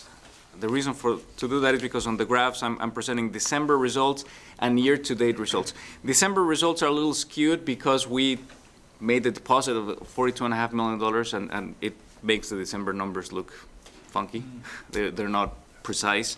So rather than focusing on December numbers, I'm going to focus on year-to-date. On revenues, retail revenues year-to-date were $940 million. Again, all of these are unaudited numbers. This was $4.8 million over budget. By design, all the excess revenues we are putting in this account. Off-system revenues were $183.7 million, which is $46 million over budget. So we sold more power at higher prices than we had budgeted. Don't get too excited because we have the other side of the ledger, which is on purchase power, which also has a similar effect. Other income for the year was $61.7 million, which is $4.4 million under budget. On other income, we saw a whipsawing of interest rates going up and down throughout the year, especially at the end of the year with stock prices dropping as much as they did. Interest rates also dropped as people flew to quality. The majority of these other income is explained by mark-to-market. Our securities have to be mark-to-market. Actually, all of our securities that we're measuring here are fixed income. So we didn't gain actual cash income. Yeah. We did, but the majority of these is represented by the mark-to-market effect of those securities. Following page. This is something that Brad Underwood cannot be more proud of these. When we were reviewing this, he had this beaming smile on his face. Operating and maintenance expenses were $326.6 million, which was less than $1 million under budget. Talk about hitting it on the nose. This is something that the organization has been working really hard for the past 3 years, the Financial Sustainability Initiative. A lot of discipline in the way we budget and the way we execute the budget, and I'm happy to report that on an O&M basis, we were just under $1 million under budget, which is fantastic. Don't hold me to that standard next year. It might be a little bit higher, but it's a really good sign that we're making good progress on fiscal discipline. The next line item is the other end of the equation, fuel and purchase power. For the year, we're $373.4 million, which is $54 million over budget. If you combine these with off-system sales, we ended up, both of them were over budget. Purchase power was more over budget than off-system sales. It wasn't a great year for us in the market. Yes? So you mentioned earlier, and if you look at the graphs, June has a big increase there in actual. Can you explain what specifically happened, both on which graph? I'm sorry, both the retail at the beginning and now on the fuel and purchase power. The actual is above the budget, and the first graph you showed was the. That was the hottest month on record. It was hot. So it's that's the explanation. Yeah. It was hot, so we both bought more and sold more. Correct. And that in the off system. And so, not only we bought more and we sold more, we paid more money, and we got more money. So it's not just the megawatts we're selling; it's the prices at which we're selling, and that's typically what's really hard to forecast in the market. Right. There's a big distinction in there. Yeah. And the off system is the one in particular that has a noticeable visual jump, and I guess just as you look through that graph, that's because the prices were higher, and so we saw more. It's a combination of prices and volume. Okay. Thank you. Yeah. Moving forward on other expenses for the year to date, we're $416 million, which is $4.1 million over budget. Most of the over expense delta is explained by changes in depreciation and amortization adjustments that we made in October and November that explain the majority of this change. Other than that, we were pretty flat for the year. So this brings us back to the net income piece. Net income for year to date was $68.7 million. This already extracts the $42.5 million that we deposited into the benefits reserve account. Had we kept that in the revenues and in our general fund, we would have had a net income of $111 million. We would have been significantly more in excess than what we needed. And again, we made the decision to move those funds into the decommissioning and benefits reserve account. So quick question on that, Javier. So the budget factored in an estimate for what we would be putting into that account for this year, right? It did, and we estimated, I believe it was about $8 million. Okay. And we ended up putting in more, again, revenues. Revenues and debt management are the ones that we didn't budget for those. And Javier, I have a question. So I'm sure this was discussed in the finance committee or whatever. How do you decide then, if you have excess revenue, whether to put this in a decommissioning and fund or to whether pass that savings on to customers? that is a great question. That is part of this corporate operating plan process. That's where when the board received the plan back in 2017, we were planning on these. And we are in the middle of a no general rate increase, 5-year no general rate increase, which is, it's not an easy task to do. We also have, as I said, 2 significant liabilities. One is the Nuclear Decommissioning Trust Fund, and the other one is our pension, which we are funded about 70% of our pension funded. The board, when they approved the 2018 budget, which we were looking at putting in additional funds in the Decommissioning and Benefits Reserve,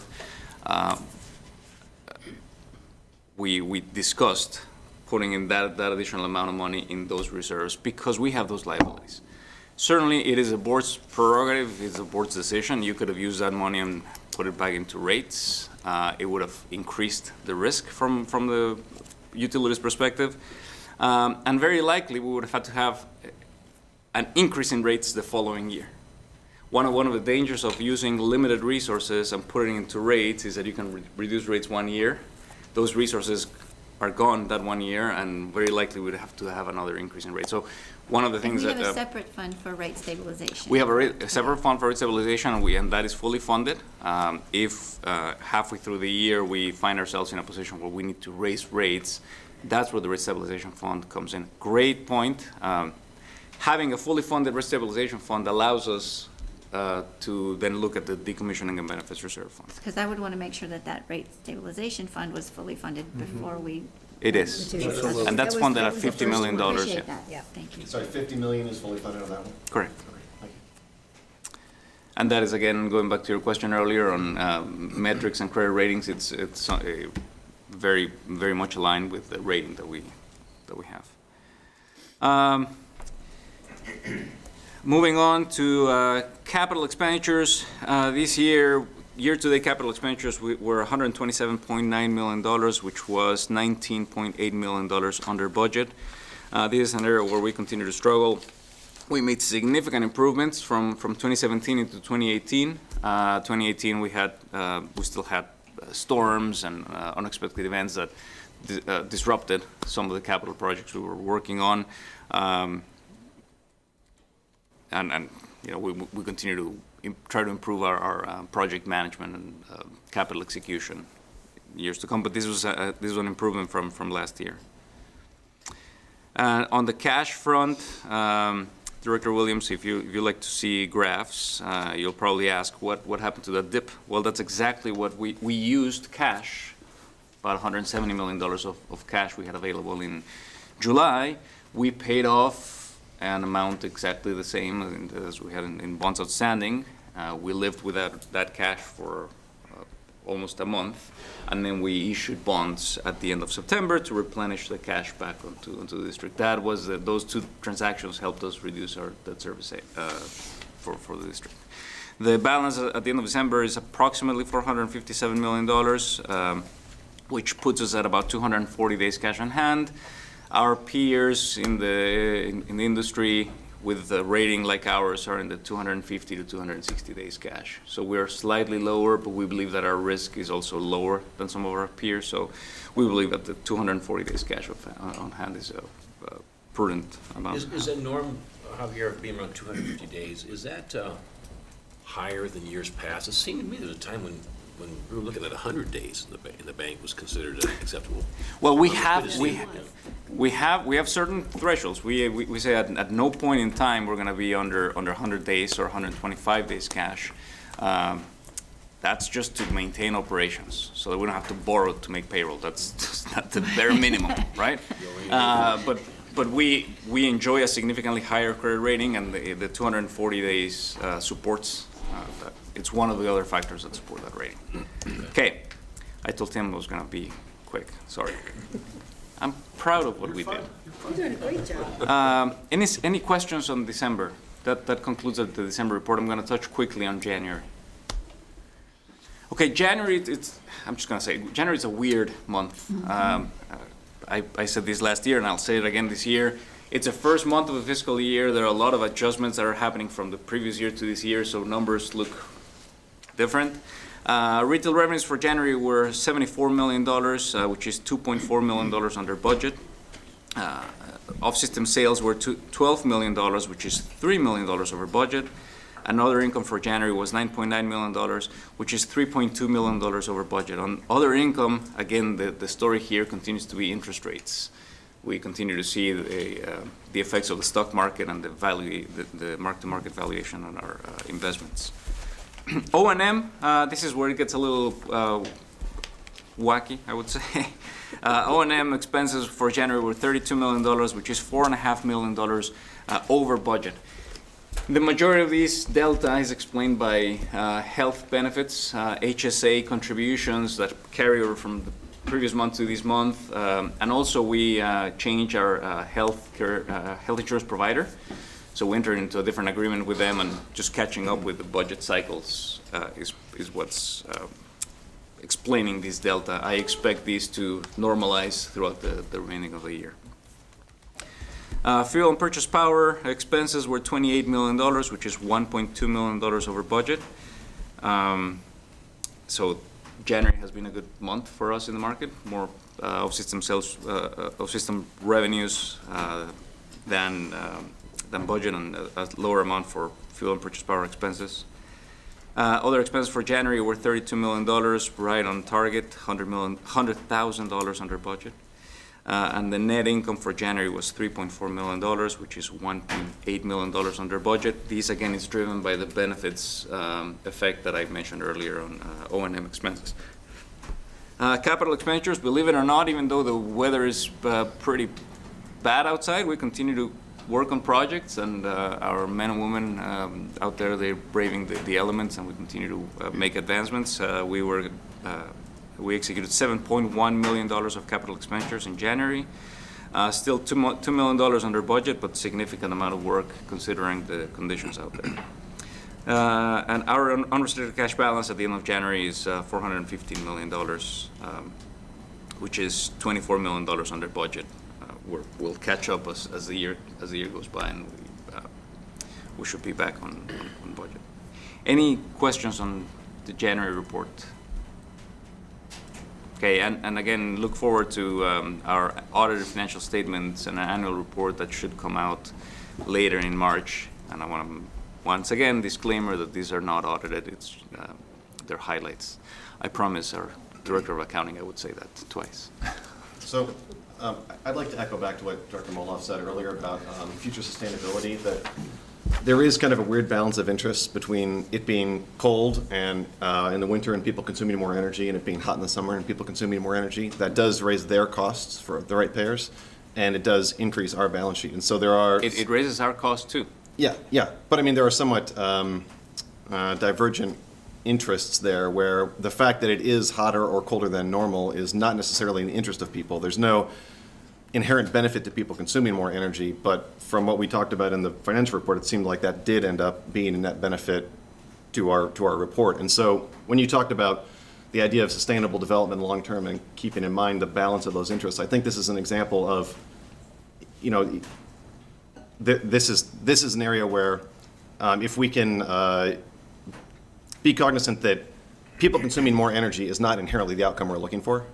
And even if that does reflect positively on a financial report, that is not a desirable outcome, right? I mean, the mission of the utility is not to ask people to consume energy, just, you know, even though that might serve a positive financial benefit here. So it was something that came up earlier, and we talked about it a little bit, and I think, Janice, maybe your description of where some of those examples might be is not abundantly clear. Even in one of the committee meetings or past meetings, we talked about, if there were 100% clean energy, is there any inherent reason not to just let people consume as much as they want?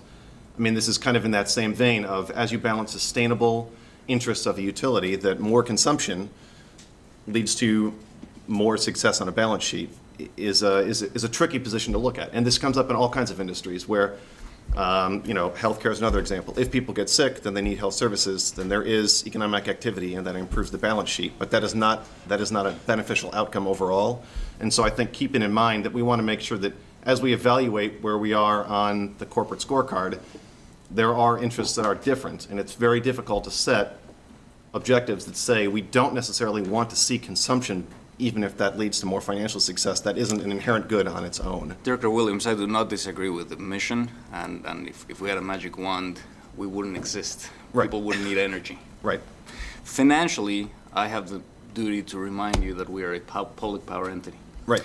There are no shareholders on the other side. There is no balance sheet benefit that anyone is seeking.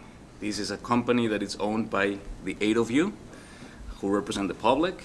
Any benefit derived from any sales or from any operation we have in here stays within the organization, and stays within the region and with our customer owners. Right. Customer owners and new board members have big liabilities to pay.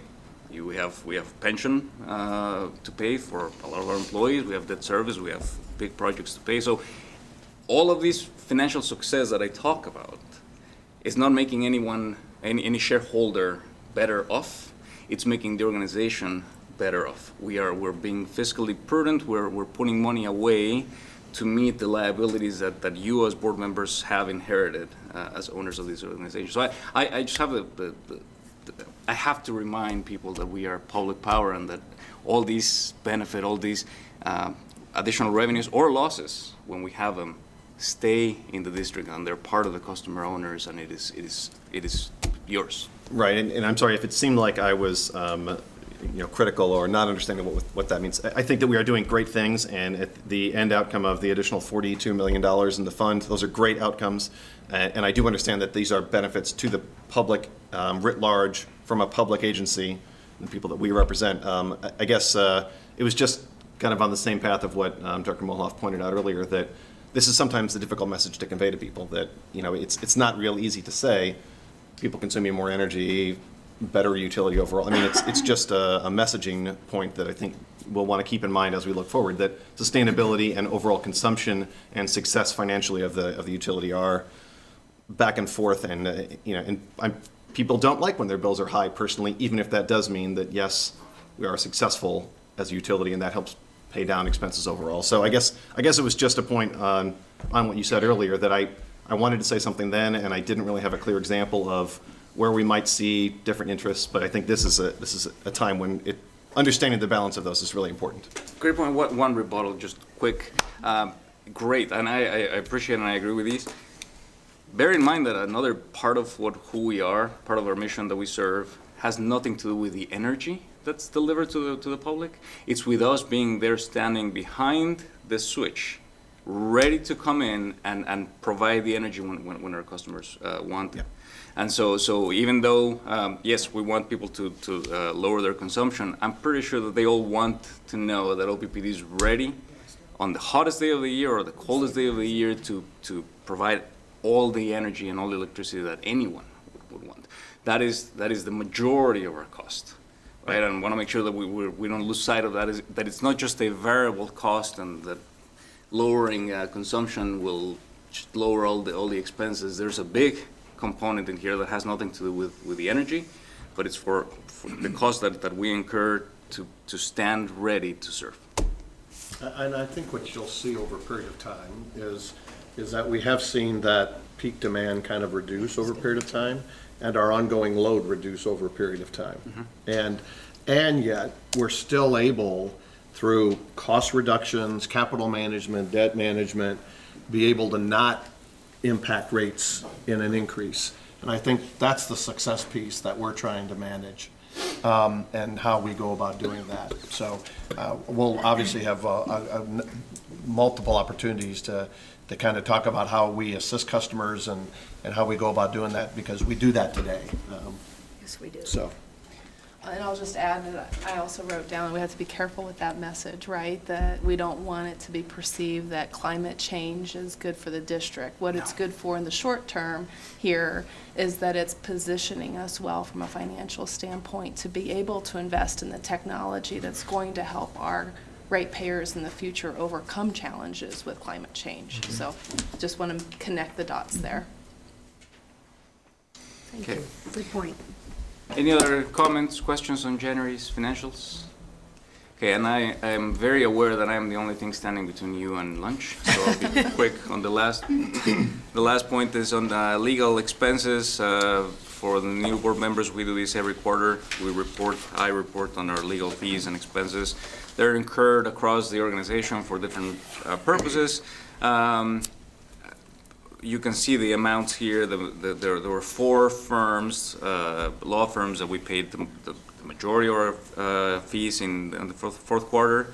Starting with Fraser Stryker, we totaled $337,000.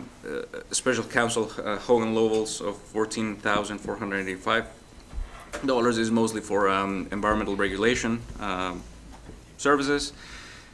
Kutak Rock, $90,900 is specifically for bond issuance purposes. As I mentioned, we issued bonds in the last quarter of 2018. These are the fees associated with that issuance. And last but not least, McGuire Woods, $15,000 for transmission matters. Responding to Director Moody's request a while ago, context matters. Last quarter, Q4 of 2017, all of our legal fees totaled $503,000. This year, Q4 of 2018, were $464,000, so lower than last year, but in that same ballpark. Sometimes they're higher or lower depending on the needs of the district. And with that, I conclude my report. Thank you very much. Okay, Director Kavanaugh, I think you're going to push us into closed session. Okay, yes. I move that the board go into closed session at this time, 12:29 PM, to discuss the district's pending and potential litigation matters, to discuss decommissioning planning details at Fort Calhoun Station, and to discuss legislative risks and strategy. With respect to pending and potential litigation matters, the closed session is necessary because the discussion will involve legal advice that is covered by the attorney-client privilege and work product that is protected by the attorney-work product doctrine.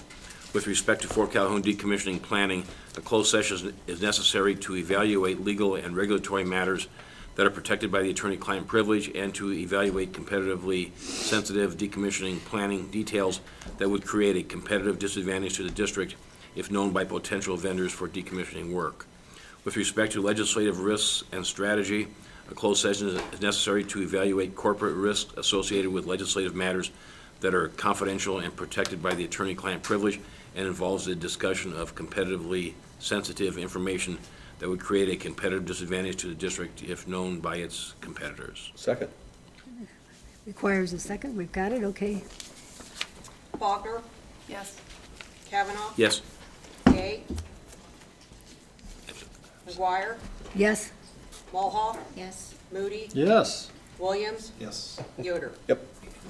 A motion to go into closed session has passed. This closed session will be limited to the discussion regarding the district's pending and potential litigation matters, discussion of competitively sensitive decommissioning planning at Fort Calhoun Station, and legislative risk and strategies. No votes or actions will be taken. Can you do me a favor, Mo? Okay. We may Sort now of grab eat, lunch. We're gonna rewrite grab this lunch, chart and come back. and combine it with theirs.